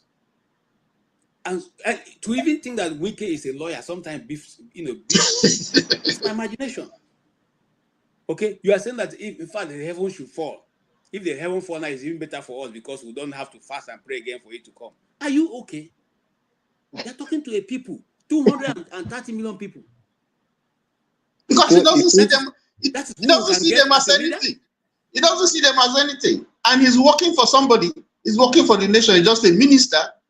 And then you know, we are laughing about it. You know, laughing, you know, and it's going to go on. It's not the first time. It's going to go on and on and on and on. So my problem really is, you see, when we begin to say that one person has to fight this fight, or it has to be this one, or it has to be this one, or this person is not doing what he's doing, I think we missed the point. The system is crumbling right under our head, and we are looking for one person, and we're saying, you know, this or that or that. No, this is not. The problem, my brother, is this. It is not easy because Nigeria has a lot. We have come, you know, be today, Igbos have a proverb, say, no be today, water begin to enter the horn of train, you know. No be today, you know, the things started getting bad. You understand what I'm saying? And nobody has been able to handle it the way we need to handle it, because before you say two things now, they'll play ethnic, the ethnic jingle. I mean, the card? And when they play ethnic card, everybody will run to their own cocoons. That's always been the issue. Okay, when they see, look, let me tell you, it's not only today that Nigeria has brought up people who can change the system. But when those people come and they try everything possible, it does not work. They go to the last, which is the ethnic thing. And when they say, this is against the North, the whole of the North to rise. They say, we are doing this now because Tinubu is in power. The whole Yorubas rise. They say, we are being marginalized because of Igbo. The whole Igbo. So it has been working for them, and it is a master stroke. Look, I want to say something. The other day I was sitting there and I said to myself, do we know that the devil has not devised any new trick since it started? It's just that one trick. That one trick, he came and asked a question to put doubt in your mind. What doubt comes into your mind, that's all. It's all over. So now we have continuously to play that same card that the British played. And when they were going, they gave it to them. And they have been playing the same card. And until we come together, until somebody can be able to rally some, critical mass that will now move for that change, it's not going to come. Yeah, but there was somebody who was able to do that, and then everybody was against him, and then people were happy when he got locked up. He's still in prison till now. Oh, no, So I was one of those. Like I said, my trouble started, anyway, I don't want to tell my story here, but my trouble started when I said to go cover that Umuahia listing. Okay. I went there as an independent journalist to do my own assessment there, and I had all kinds of things. Maybe a story for another day. All I'm simply saying is anybody who wanted to be educated on the ills of Nigeria will go back and pick up Nnamdi Kanu's tapes and listen to them. I have never faulted any part of it. Yeah, you may not like his rhetoric. And the truth of the matter is that no freedom fighter speaks your language. Yep. Go check through the history. No free. Steve Biko, they used to give credence to Mandela, as great as he is. They did. Some people don't know that there's a man called Steve Biko, who was the machine behind the thing, who was more dangerous than Mandela, and was taken out in prison. They don't know that. Yeah. They don't know that. Okay, not knowing that even Steve Biko had told his friends and wife that any day you hear that I committed suicide, know that I've been killed because I can never take my life. Eventually, they said he committed suicide. Okay, even those South Africans now who are shouting, why should they give Nigeria 5 years visa? Some of them don't even know who Steve Biko is. Yes, that's the truth, because they come, no history. They don't have any history. They jump in and begin to make noise. Nigeria was called a frontline state because of our activity, to get apartheid out of South Africa. Nigeria suffered some form of sanction because of our role in South Africa. And yet South Africans can wake up because of the weak leadership we have and then tell us this. Because let me tell you, look at what's going on in Iraq after the Iraq war. Who are the people rebuilding Iraq? Not be Americans. Not be the companies there. The same way we will have taken over. We have taken over because we put money in it. We would have taken over also in Sierra Leone. Our company should be there. In Liberia, because we brought peace back to those places. But because we have a weak leadership who cannot articulate what they want, they are more concerned and happy, just like Tinubu now is thanking the German Chancellor for coming. I don't think they are weak. They are strong criminals. I don't call them weak. These are very strong criminals entities. That's what they are. You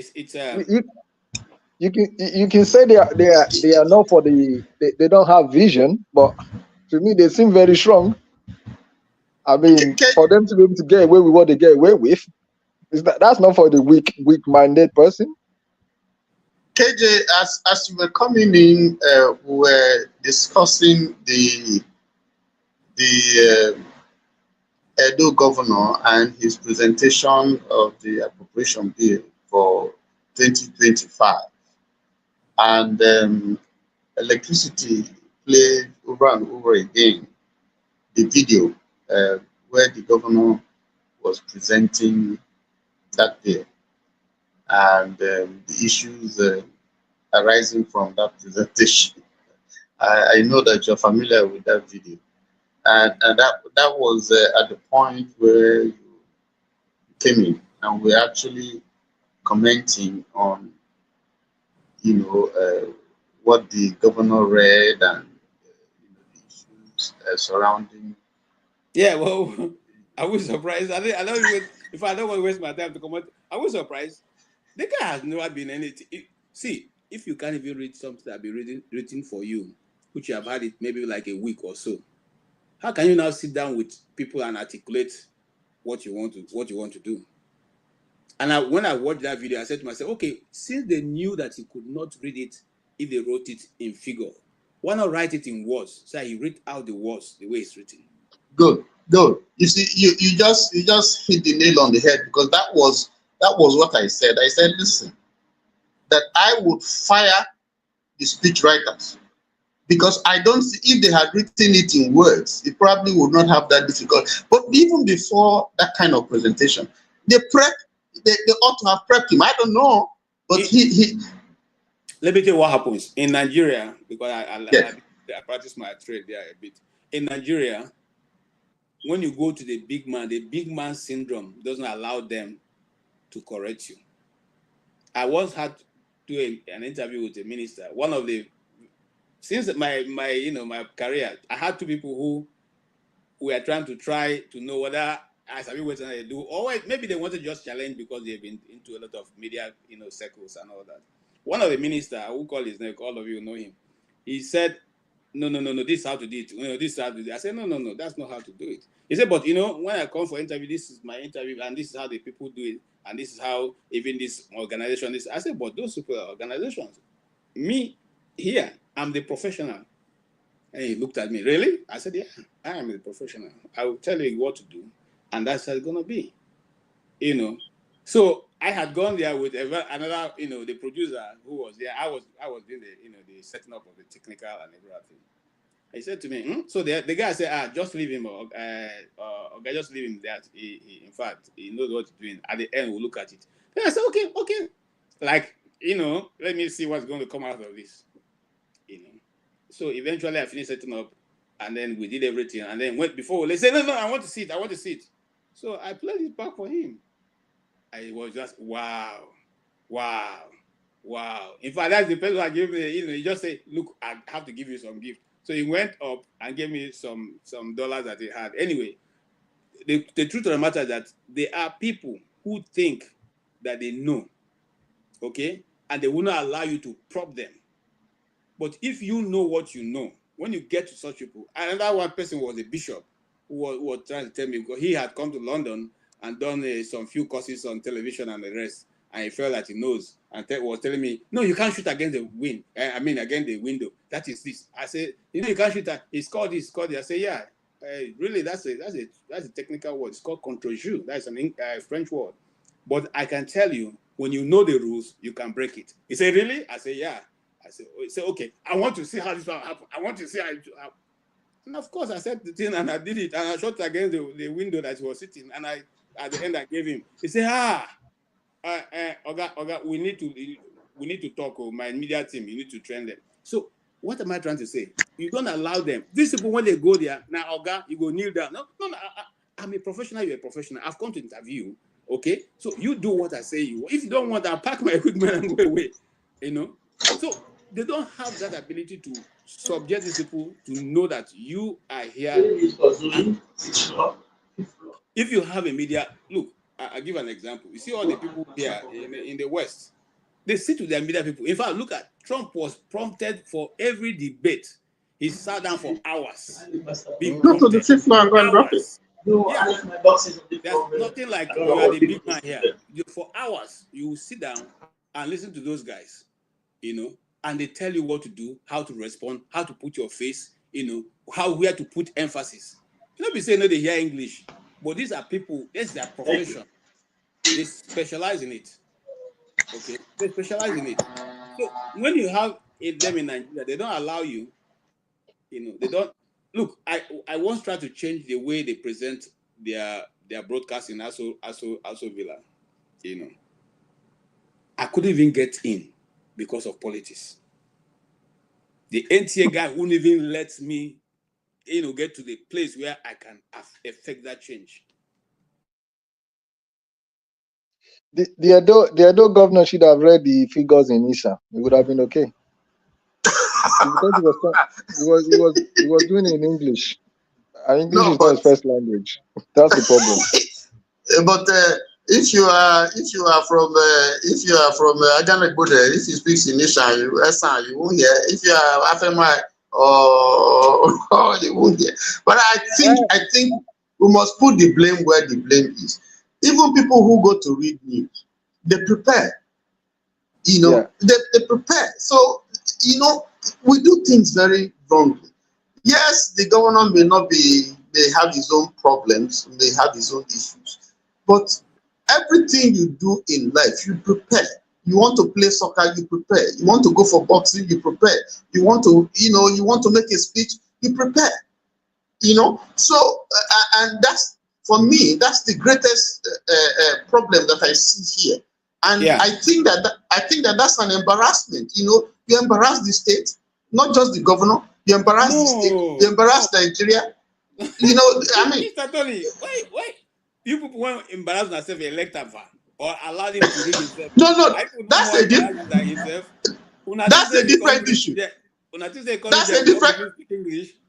That's a different issue. Let's not even go there. I don't want to go there, because that one, if we start discussing that one, we will finish today. You know that you know who the man is. You know how you put him there. You know his problems. You know his weaknesses.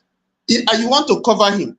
Why don't you prepare him? Okay, why didn't you bring the deputy governor to come and present it and say the governor is sick or the governor is indisposed? Yeah. No, why didn't they do that? The assembly will not entertain the deputy governor now. It is by law, he's supposed to be the one to present it. That's the law. Supposing he's sick. If he's sick, you wait. What you said, Tony? That's the law. He has to take it there on the table. Yeah, but what you said, Tony, that makes sense. They could have done it where the guy, the governor speaks, and then when he gets to the figure, he calls his deputy, and my deputy is gonna. Then you can do that in presentations. In presentation, you can talk, and then you have your partner do the other bits of the presentation. Yeah. You don't have to do all of it. You could have done that. The man can read. They see the problem is the speechwriter. The man can read. So since he can read certain things, you write in words. Just write it in words. He'll call it out. He'll call it out. Yeah. You read it out the same way it's written. Okay, that's one. Two, you don't even, somebody's writing that Akpabio is the one who started it. Akpabio and his special assistant who went to congratulate the governor of I wanted to say that. I wanted to say that too. Whose wife was it? Guy, and you're congratulating. Yes, now that's these are the issues. These are the issues. I want to congratulate you for successfully bearing somebody's. Yes. So. And there was nobody there to whisper to him to say no. You commensurate. That's what you should say. Who will tell him? You see the way they even treat the issue of big man in Nigeria is the problem. The problem is we need to all know that the problem is English. It is not our language. So when you have people who English is not our first language, we should be surprised they are struggling. Is there anywhere they said he must speak in English? Exactly. That's what I'm saying. Speak your language, and they having other people to interpret for other ethnic groups. Yes. That's what you do. It's not the most difficult thing to do, is it? No. Edo people, you people. I don't want to. I love Edo. I grew up. I did part of my schooling in Edo. They are my sister, states, but Edo carry last for this one. My sister-in-law is from. No, we not they carry last. We just they like to wait when everything done. We deal with. I carry, when Tinubu was campaigning, he said there's one called F8, F9, F12. So you can see where it's coming from. It will always run down from the head to the beards. Mm-hmm. If you have an intelligent father, there's no how your son will be an entity. Mm-hmm. If you have an intelligent leader, he will breed a crop of people who will think before they speak. Mm-hmm. Yes. If you have people who are stupid, Ali Baba was always come with the 40 thieves. You can't leave them behind. So, it's the truth. So think of who is leading you. If it's Ali Baba, make sure your 40 thieves is following. You can't stop it. That is what we have learned over time. It has continued to replay itself. It's not going to change because we are talking about Nigeria now. And if we are serious as a nation, people who are thinking of 200. I have to come in. You said something I don't agree with. You said Nigeria as a nation. Sorry.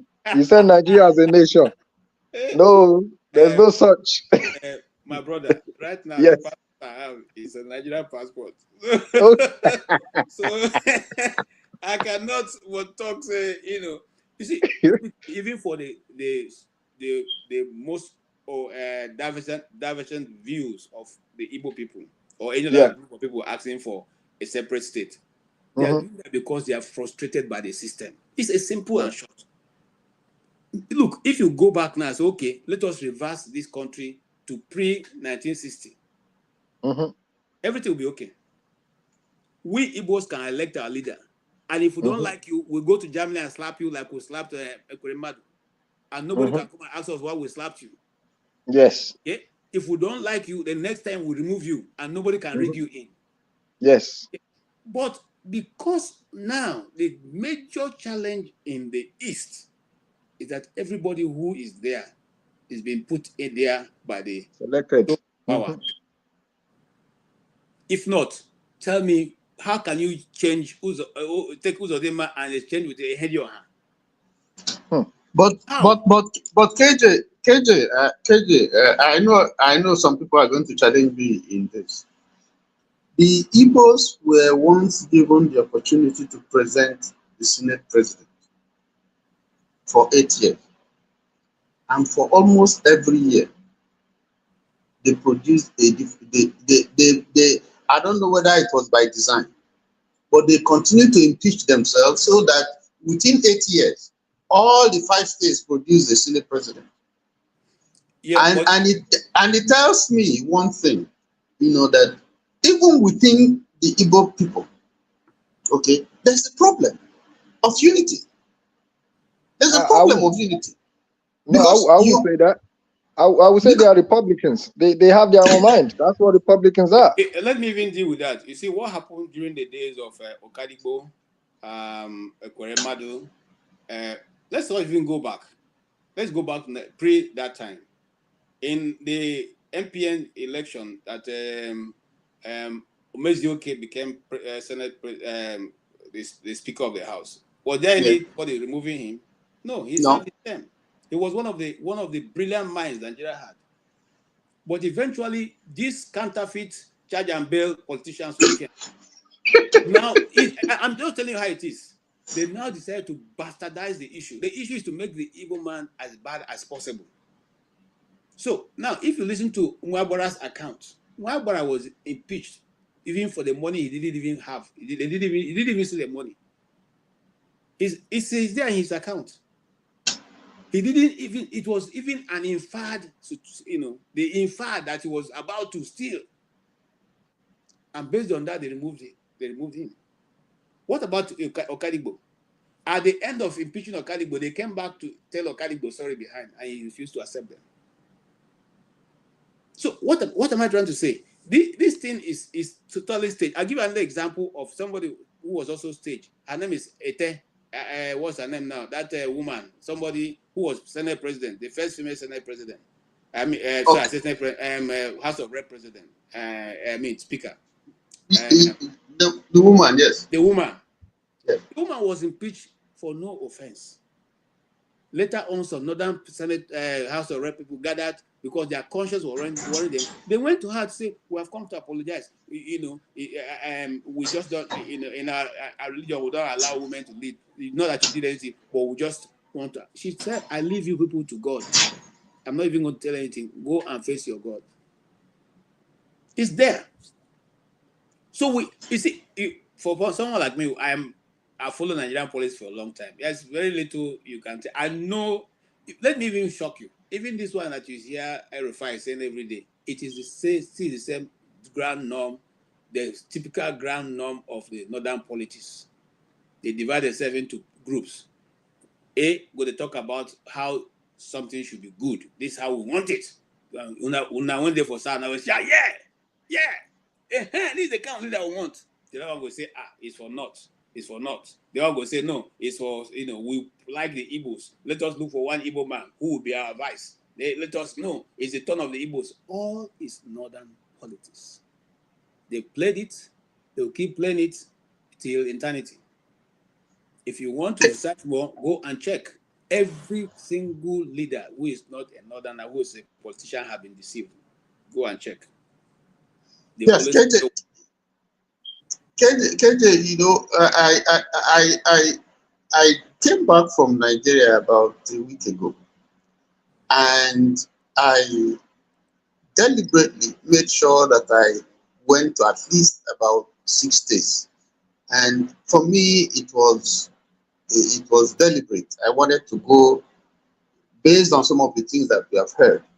I wanted to, you know, go around and see some of the things, you know, I mean, have a feel of how bad, apart from the things that we hear and we see on video.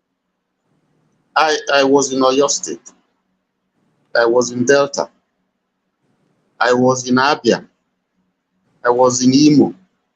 And of course, I was in Lagos. Some of those places I flew, some I drove by road. But I want to speak specifically concerning what I saw in Abia. Now, in Umuahia, because I'm talking about Umuahia, I have been to Umuahia several times, but you know, there's a place in Umuahia South called Amakama, and there's a road in Amakama that was given to a top Igbo politician. He's late now. And that road was to connect, to start from the place you call, I think somewhere around where they call Isikot. Isikot is a road that it's after the express that takes you to, I think is it to Boro or so. You know, you get to Olokoro. After you run through the load, then the junction to Olokoro, you get to the one that takes you to Amakama and takes you to some villages around there.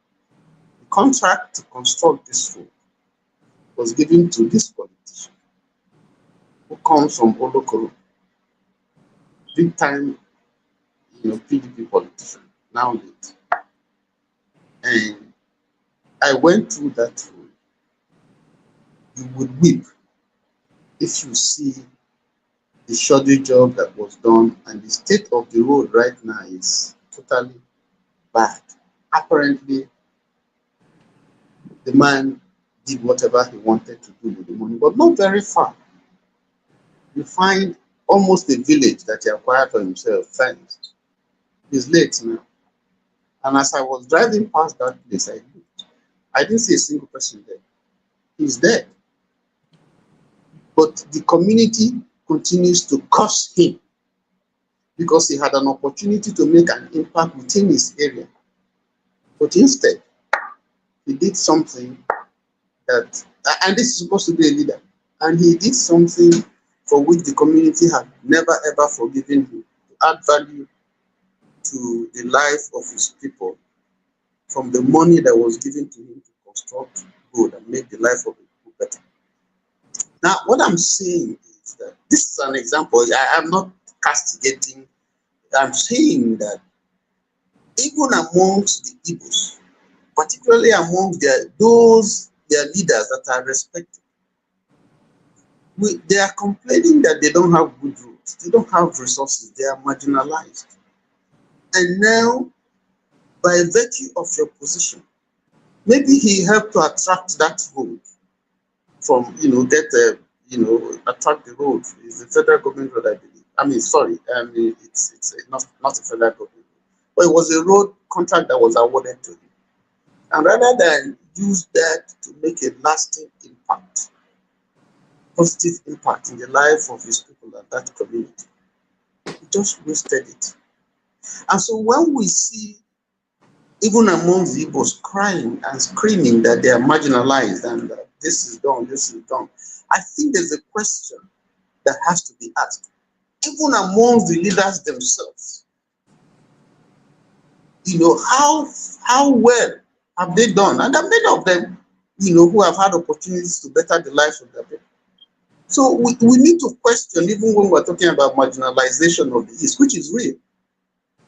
You know, how well have our leaders done? What have they done, even when they had the opportunity to better the Can I lives of can I the can I come in? Yes, please go ahead. Yeah, but, the I believe that in a lot of cases, humans have a predisposition to commit crime. If you put them in a position to commit crime, and they will get away with it, so they will do it. So, whether for example, the example you have given just shows the rot within the system. If there was a situation where somebody committed crimes like that, and then the population are able um to to basically get the guy to end up in prison for his criminality, then you will have a lot of people not doing it. If a lot of these criminals are either going through death penalty or actually being punished for their criminality, a lot of this stuff will stop, won't it? So at the end of the day, nature says that a lot of if you put a criminal in a position to commit crime, they will naturally just commit the crime. I So agree. And you see, I want to also let you know that welcome, Pansa. Let me make this point and then we'll hear from you.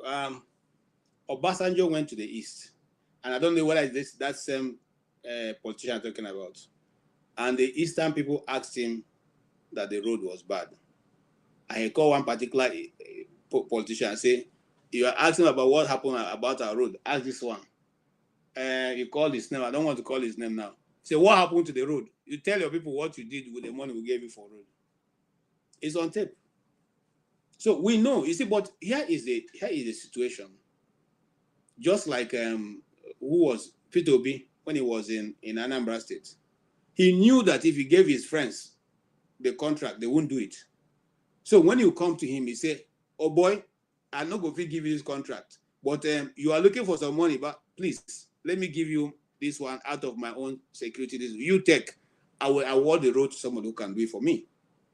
You see, and why did Peter Obi successfully do that? Because he was nobody's. He was nobody's God. No, it wasn't Godfather. Nobody was his Godfather. He wasn't reporting to anybody. So, but now, let's take example of Hope Uzodinma, who is a Supreme Court judge, governor, who was installed by some powers. I don't want to call their name, so I doesn't look as if I'm putting it to anybody. You are now sitting there by the might of the government of the federation. Do you think it's going to be concerned what the ordinary Imolite will say? No. You didn't put him there. And if you like, the same people who put him there will give him the might to stay there. And that's why you can see that almost how many battalion of people, army people, they're in there doing whatever they like to do to the people of Imo State. The question we should be asking ourselves, when shall our people say enough is enough and we take them on head on? Until that time, we're not going to change the system. Nobody changed the system sitting down in your parlor eating eba and drinking up drinking mayelu and say the change will come. No slave is given freedom on the platter of gold. None. You have to get up. You have to take it. And if you keep saying anybody who we don't like Sunday Gbohun, we don't like his style, we don't like Nnamdi Kanu, we don't like Samuel Ekpa, who do you like?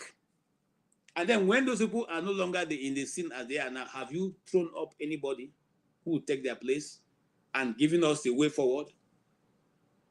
people are looking for somebody to beg for freedom, and nobody begs for freedom and gets it. No, you don't.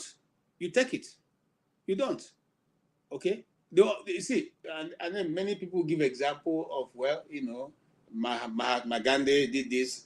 You know how many people was in that movement? What's his name? The black guy from the US. What's his name now? Martin Luther King. No, the guy who said I had a dream. What's his name now? Yeah, that's Martin Luther King. Martin Luther Yeah. King. Yeah, he was a non-violent. All these things. Do you know how many of his men who didn't make it to that mountain top? Eventually, himself didn't make it. Do you know how many people who laid their life on the line to get to that mountain top? You talk about the woman who was a non-violent sitting in the back of the seat. Was she the only one? Go read history. She was not the first. She happened to be the one that the destiny decided to shine on. The other people who have refused to get up, they were beaten and killed and thrown into the streets. I mean, did it come easy? So when some people come and then they will tell you, we cannot divide ourselves. How many people, how many countries are out of Europe? Were they not together all before they said to go their separate ways? How many of them? In fact, a country is less than 2 million people. Okay? And they are there and they're doing well. I wanted to go to Estonia one time. I was reading about the history of Estonia. They have the best, internet and all that. Okay? They've gone paperless for over 5 years now. They don't use paper. Small country, big money. Yep. So we just sit down and we say we will specialize in Nigeria giving an example of what is not working. Yeah. Giant of Africa. Look at, you see, it didn't work in Ghana. It didn't work in Cameroon. People think, why do you always see the people who didn't work? Why don't you say, I'm the one who's going to get to the pinnacle? Is the person who first got to Kilimanjaro, was he the first person who tried? No. But a particular person with the particular determination decided to make it to that point. And now everybody can go there. Pathfinding is always difficult. And it doesn't take people with, not people like my own kind of heart. Maybe people like Pansa. If the Pansa was in Nigeria, maybe people like that. But not people like me, Because, I mean, at one point I had to think about my safety and my life. But those people who are there doing it, I cannot criticize them, even if I don't like their style. Because they are brave people to start. Look, that guy, Deji, who is a lawyer, whether they call him an internet lawyer, whatever they want to call him, he's a brave guy. Because he looks at the authority in the face and tell them, Ross. Look at Dele Farrell to me. He is a brave guy. You like him, you don't like him, he's BSO, it doesn't matter. You can't do what he's doing. The most difficult thing is to sit in front of somebody people fear and tell them to their face, "Oh God, you are wrong." Very few people do it. And that's why they don't like the Igbos. I must say this. Because in Igbo land, if you decide to misbehave, small boy will call you off. Yeah, that's true. He will tell you, Oga, on this issue, I respect you, I dey hear about your name, but this one, you are wrong. Yeah, that's because of this. Because of the system in Igbo land. Let me tell you a shocking part. This can be happening in a village square, and the elders will tell you who is standing with all your money. Nah, get quiet. Sit down. Just get auntie. That boy. That's what they will tell you. They will not tell you, hey, sit down. They see big man. No, we don't have that culture. We don't know it. It doesn't happen in our community. We only stand in the place of truth. You talk truth. Whether you be small picking, 2 years old, they will hear you. Because that is the society that they have built over the years. Nigeria has become a feudal system over years now. So it's feudal system. It is not going to affect the East. Well, it's not going to affect. Look, I keep telling people something. See, the greatest thing I know as an Igbo man is my father told me all his failures. All. As soon as I became a man, he called me. He said, nah. First thing my father told me, joking, we're just gisting, just told me that, do I know that you cannot take a chieftaincy title in the village with 10 girlfriends? Because he saw that girls were trooping, even though I didn't have anything with them, because he knows that I didn't have it. But he just told me one day, jokingly, that, you can't take chieftaincy title with 10 girlfriends. I say yes. He said, and people say they don't spend money because they are fine. It is the girls that spend the money. But he's telling me, if they come to your house, you buy malt. No, you don't spend money with that. I say yes. If you buy biscuit, no, your money with that. I say yes. If they go, you give them transport, no, your money with that. I say, so when people say don't spend money, he's just wondering how they manage it and not spend money. We both laughed. But it's a big lesson to me, which I took to heart. That stopped me. I never womanized. Because that is always in my head. Now, what am I trying to say? I'm saying that maybe other people are doing it too. I cannot say. But I'm saying from the people that I know, they try to tell their children, especially male children, this way will not help you. This way will not help. However, you can try. My elder brother was, quite rich, young. And he was just carrying women everywhere. And I went to my father, I was visibly annoyed. Why are you allowing this guy to do this? He said, leave him. He will learn. If the money that he has made, woman can finish eating it, then he has not made any money with that. Leave him. And my brother learned in a hard way. I don't know if you understand what I'm saying. That is the system that we built.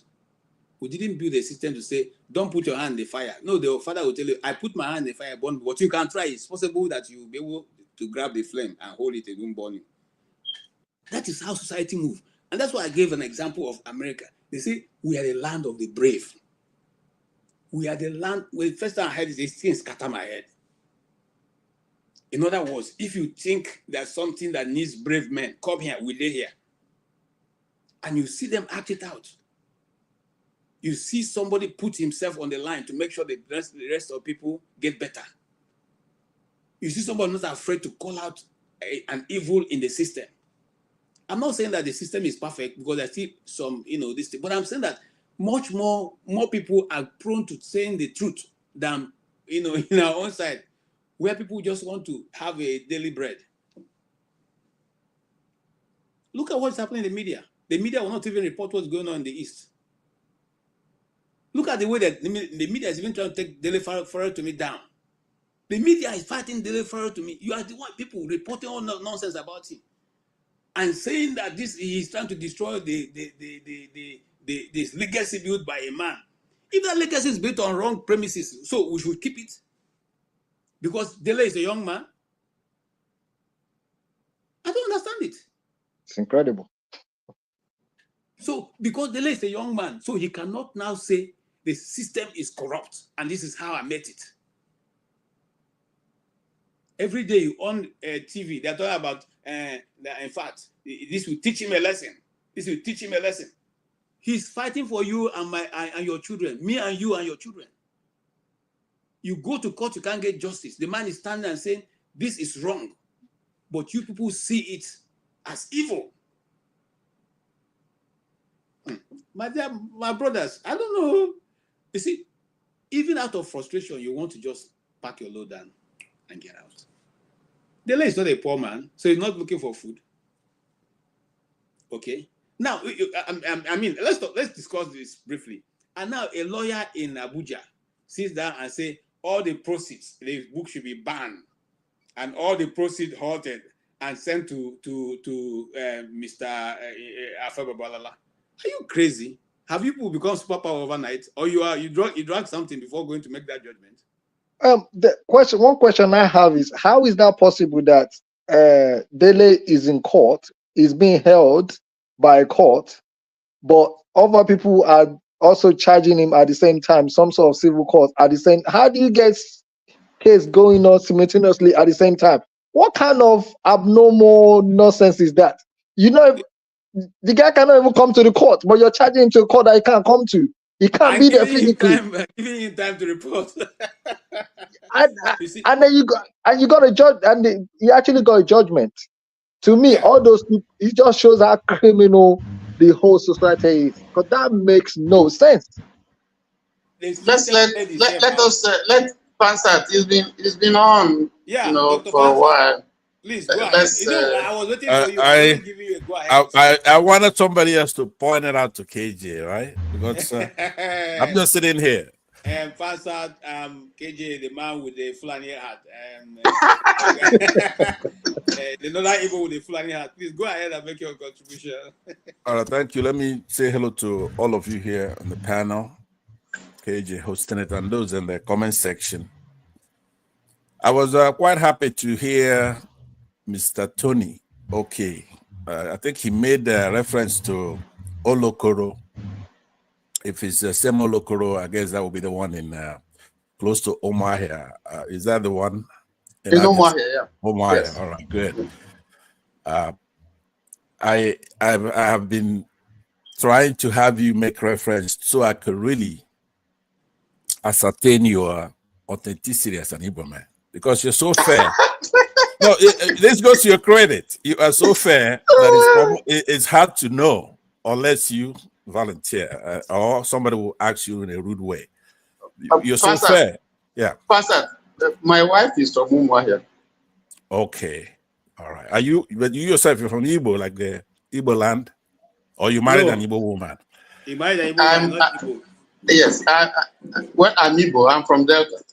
Oh, okay, Delta Igbo. I'm Delta Igbo. Yes. Okay, no wonder you pick on us like people from Delta pick on us, right? And you married my sister because. Okay, all right. Well, look, we're brothers. There's no doubt about that. It's Nigeria that make us be clannish and local. We're lions. We should be fighting for Africa, right? Pan-Africanism for black men. They will have to get it right at home first. KJ was talking about land of the brave, like we're known here in America. He says it is also the home of the brave. When we look at our moral, whenever we talk about it, but there's something that precedes that, which is home of the free. We Americans are free. If you look in Africa, we have a country called Namibia that is also home of the brave, right? They make no reference to freedom. Freedom is very important as we're all fighting for this thing. But before I delve into that topic, some of the topics you mentioned here, I wanted to say to my brother, why there's friction between you and I sometimes is that I want us to stop perpetuating the stigma that's allotted to us. Now, stigma in the sense of dishonor, disgrace, right? About besmirching us, basically. Because there's no nexus between somebody in Olokoro not completing the road. This is a common practice in Nigeria. To marginalization. We're marginalized in the Southeast. Nobody's proud to say that. It's a great people with technical abilities. There's not a single federal presence in the Southeast. That is true. So it's a matter of truth. Has nothing to do with these politicians that we don't even elect. The elections are rigged. I was telling somebody the other day, look at Imo State, for example. We have Ozadema there. And he came in third or fourth or fifth in an election. But you go to the court, the Supreme Court, and they pick our leaders for us. So you can't blame the people. They've done their duty. Now, I'm watching Edo State with my one eye because they went through a similar thing. They have a guy that never campaigned. He didn't talk. You have the president say to them months ahead of time, you want Edo State? I'm going to give you Edo State. And he gave it to him, the APC. Did they pick that leader? Of course, he didn't win that election. But, we're not going to be like Edo people. Southeast is not Edo State. Edo State say they're not Lagos. We are gentle. We are gentle. Okay. So what I'm saying is that we complain. We cry about marginalization. We cry about somebody shutting off the beavers. We don't have to wait until you do so in Delta State or in Edo State. We do cry, but there's no need to perpetuate the stigma. Anybody who's doing that, it's gonna get my wrath, because if something is crawling on the ground, it's an animal, and we see the labial scales, we see its gullet, we see its trachea, we see that it's long, right? We would consider that a snake, period. If we can all work together, we listen to your complaints. If you complain, let's say you're from Edo State and you're complaining about the election that was just held there, we complain about Supreme Court imposing governorships on us, then we could work together. First, it's an easy thing to take back the country, because it's going to keep going down and down. Go and plot the graph from 2015, right? Because we had a country before 2015 when Buhari came in. At that time, at least it was acceptable. You had Ngozi Okonjo-Iweala. You had all kinds of people from all over the country, north, south, east, and west, pushing the country forward. The kind of complaints we got then was that Nigerian private entrepreneurs, they have more jets. Like when they go to international stuff, you have a lot of jets coming from Nigeria, right? But now, if you plot a graph from when Buhari came in and conspired with the Southwesterners to ease out a lot of Southeasterners from government, then it starts going down from then, right from 2015. And it's not going to get any better. There's starvation, there's hyperinflation. And people like Showore wrote 151 articles about Ngozi Okonjo-Iweala, for example. So what he's doing with P2B is not new. I'm trying to name a couple for you. It's not a topic, but there will be hell to pay here soon, because all of us are equal because we're in a democratic setting. Soon, when we get out of that democratic setting, then we're going to have to be doing things by force. So I'll end it with that. I want Tony, a lot of people, they go and they marry a wife from our place here, our Southeast. I don't like it, but they do it as trophy so that they say, okay, we'll marry from your place now. You could then talk to us anyhow. That is not acceptable. I urge those who haven't married yet, don't marry outside of our tribe. We're not one yet, because it could go down any day now. You saw what happened in Lagos, where Vavo, whatever his name is, ran for office in Lagos, and they don't want him to be governor because his mother is from the Igbo land. Anyway, so let's end that on that, and I'll take 2 more minutes to address the topic. I will start with Delefaro to me, right? Okay. They've seen us, they don't see us finish now. They've seen us finish. If they're gonna go there and grab Delefaro to me and put him in a good lag up to now, Nigerians are not even doing anything. This is a guy. This is a guy that, I mean, who can be against Delefaro to me? Who? Truth teller. Very honest person. Cares about the public. Even in the draconian laws that we have in the books, right? The exceptions are there. If somebody's doing something for public good, you cannot, it's not defamation. If something is true, it's not defamation. So now what are we fighting about? The due process to get him to court to come and talk about it. So now they want to use procedure. This person sue him, that person sue him, and they're telling us, and we cannot do anything. So I'm done caring about Nigerians. I'm going to be looking at Nigerians now as tenants in one of my properties, right? They're rowdy, they drink and throw cans all over the place, but I'm going to get them out. I still own the property. I don't care what's happening to them there. Let them sit there. If they're going to have all the fighters now are in custody or on the run. David Hyundai, Shower is run out of the country, right? And then Nnamdi Kanu is in custody. So many of them. All they want to do is to laugh and laugh and laugh at their travail. Now, when people such as FFK, that was also on this side for a little bit, he looked and see that we're a bunch of losers, then he go over the other side. I'm barely holding KJ by the bootstrap so that he doesn't go over the other side here when he's defending the Northerners here.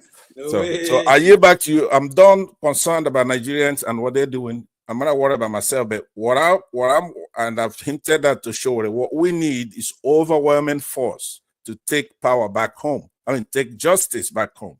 That's the only way it's ever worked. Okay. Those there cannot do anything. Thank you.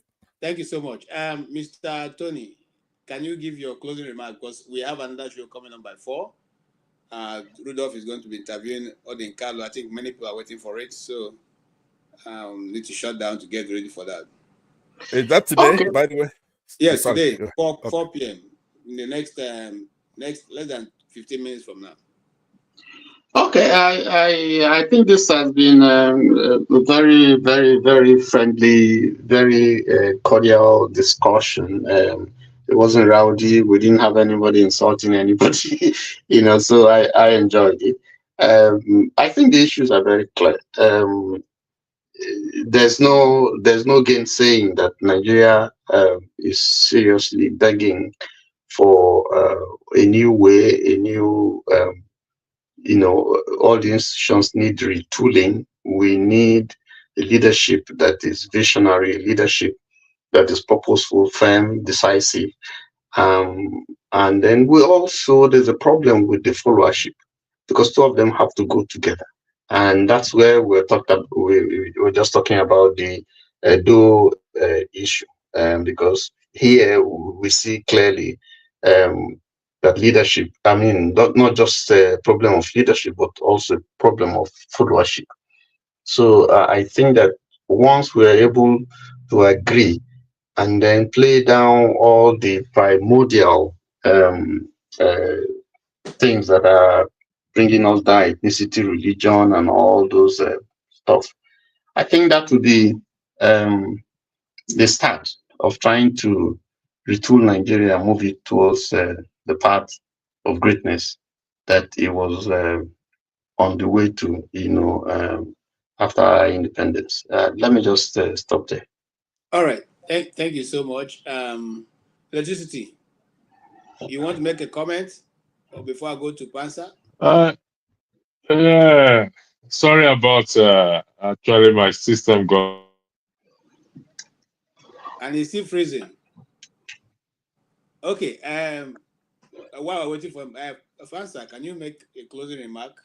Absolutely. And Do you are capable? it looks as Even if I abandon, you are still capable of steering the ship to its final destination. You are not going to abandon the people the way Peter has abandoned it. Abandoned ship, and they said the captain is the last person that abandoned ship, but he abandoned the ship first and left the passengers in there to drown. So I was reading the comment section. People said I ran away. Listen,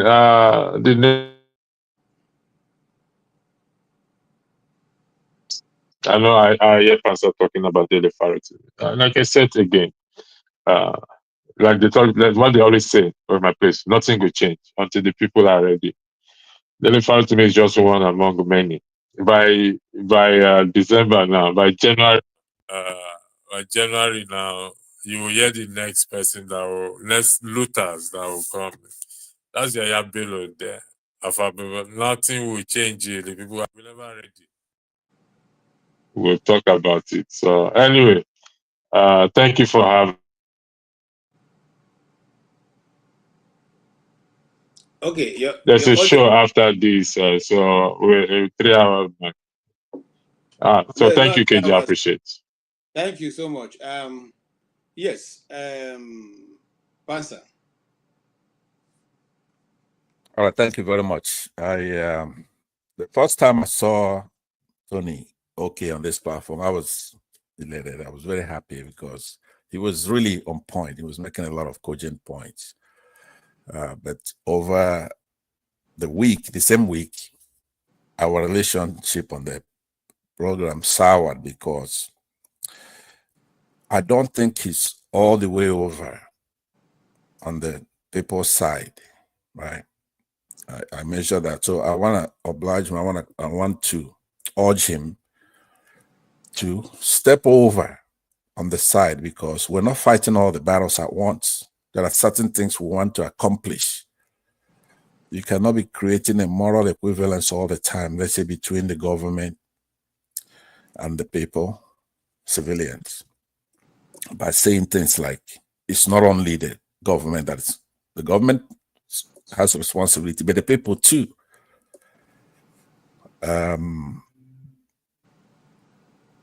It's not fair to be ambiguous, right? We have to be clear.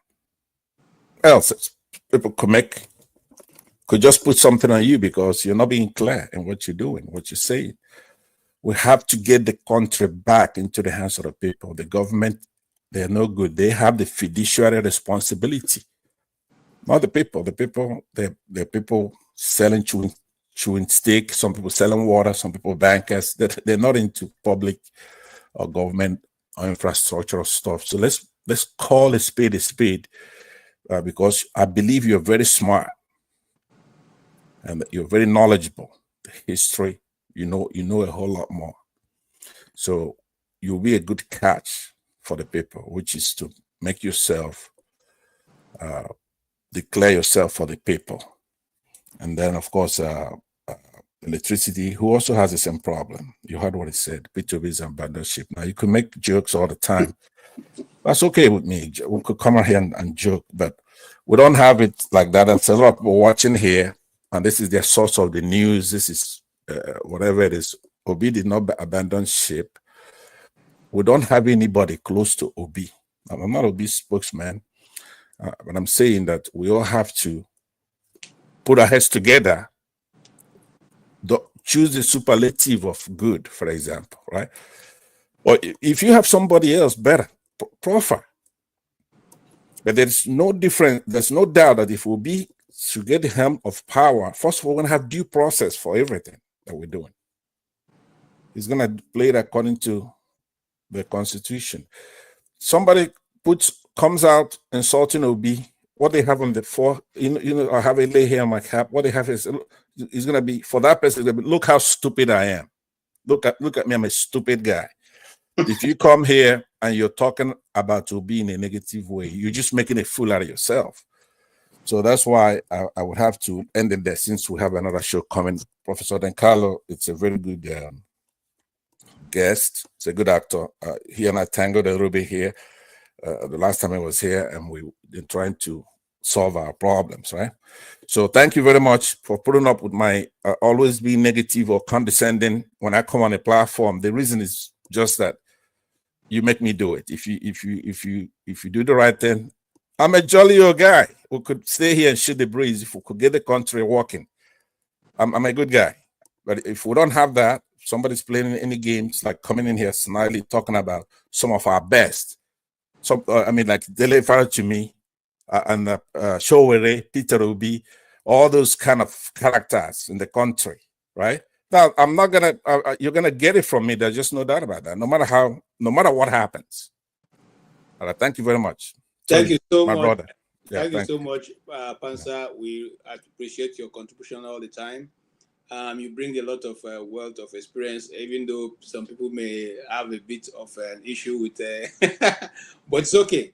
You see, you can never. One of the things I've come to learn in life, once you find that you agree with somebody on all fronts, you have to check yourself again, because you have to have your own, your own mind, your own, you can't always be always agreeing, yes man. That's why Nigeria National Assembly is the way it is. They're always agreeing. So, Mr. Tony, thank you so much. Your contributions is we can't measure it, and your time also. Please keep coming. Don't shy away. Even if you get here and it's one of those days that some people are not fully in control of their mentality, just take it as one of those days. I'm about to challenge Quinty A. I don't know whoever that Quinty A is, but if you are really worth your onions and you really believe that I have propaganda, please come on this show. Let's have a debate. Okay, that's a challenge from me, KJ, to you. But if not, please stop writing this thing. Right? Not that it's annoying me. I'm just simply so you can air your mind. Let it off your chest. Come on this show. Come when you see me hosting, and let us rub minds. Then let you tell you bring all the things I've talked about that is propaganda to you, and let's talk about it. Based on that, I want to say also that we are having a show. Dr. Damage is going to be handling that, and it's going to run maybe in the next less than 15 minutes from now. I think it's 4 p.m. New York time. So please hang on and follow. It's going to be very explosive because it's going to deal with the issues that are arising from Nigerian judiciary. He has an insight. I mean, Odinkanu is somebody I don't joke with. His views, I carry, I try to, look at it because he's always trying to be on the path of right. And that will help all of us. If many Nigerian officials, I remember, like I said, for Odinkanu when he was human rights, when he was in charge of the commission in Abuja, they helped us fight a case and we won it outrightly. In fact, he was instrumental to making that case, be won, irrespective of the fact that he doesn't know the people that were involved. So it's people like that that we should bring to the national center so that they can use what they have and make sure they can multiply themselves across board. Not bring people who multiply failures across Nigeria, and then you have a governor who cannot pronounce figures, and somebody supporting that kind of a thing. It doesn't matter whether you think he's your town man or not. What matters is that the governor is the governor of Nigeria. It's one governor from one of the states of Nigeria. He's going to have international assignments. He's going to go to other nations. I see it the same way he's going to represent Edo people. If you are proud of the way that you are having your governor, remember that Benin, the Edo people, Benin as a location had the longest wall, more than the wall of China, but was destroyed totally by the British. So if a people like that who have that kind of who have long beautiful history, you want that man to go and be representing people, so be it. After all, we have a Supreme Court governor in Imo State, who of course we all know what he used to do before he became a Supreme Court governor. So that is the Nigeria that you guys are celebrating. That's the Nigeria that we have for our children. That's the Nigeria that we are passing also to our children. If that is what you want, then you can not. If not, then it's time for a change. And that change starts when you begin to come out and say no to the nonsense going on. And say no, that one man should not have all the power while the rest of you are going home hungry, frustrated, can't pay your rent. Another madman is in Abuja now pulling people's house down and talking rubbish. If that's the kind of people want, okay, so be it for you. Okay, but no nation is waiting for Nigeria to clean off his ass and then come and get. No, nobody's going to wait for Nigeria. We keep going down the train until it becomes like one of those, God forbid, I don't want to call the names. But on that faithful note, we would like to wrap it up here and say to you, thank you so much for being with us. Everyone who has contributed, and Mr. Wama went to Mo for your contribution, and Quinty A, Felix, Tim, and Mr. Paul, Mark, and Eneli. All of you who have contributed, yes, Dr. Ngozi, and all the rest, Electricity himself, I think that's all. Okay, hence 9969. All of you who have been in the comment section, Florence O, my sister Florence O, CK Konkwo, and T-Mac,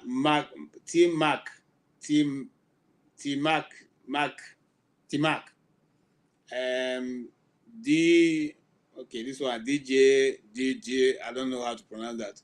Anyway, all of you who have contributed one way or the other, Easy D, Bobby, and all, we thank you for being with us. Please, if you can, hang on for the next 10 minutes to join Dr. Damages. If not, we'll see you on Saturday, and God bless you all.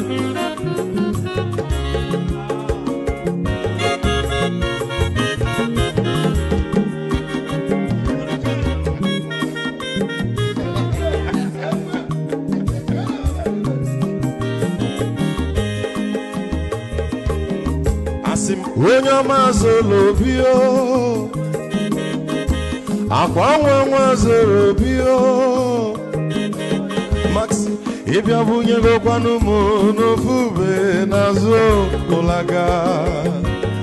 ụlaga n'ịbịazigo, mmanwụ ụlaga do n'ịbịazigo, akwa nwa ilochi o, biko rapụ zoro ka ọ nabazi ya. Onye ọma zoro biko, abọmma nwatara ndasari, ịbịa wunye n'ịgwana m ụlagado n'ịbịazigo, mma ụlagado n'ịbịazigo, abọmma nwa ilochila, biko rapụ zoro ọ nabazi ya. Mazi wekọba odogwu no kwere zineke, onye ọma n'ịgadele m mazi ni piazi Ibu go with the melody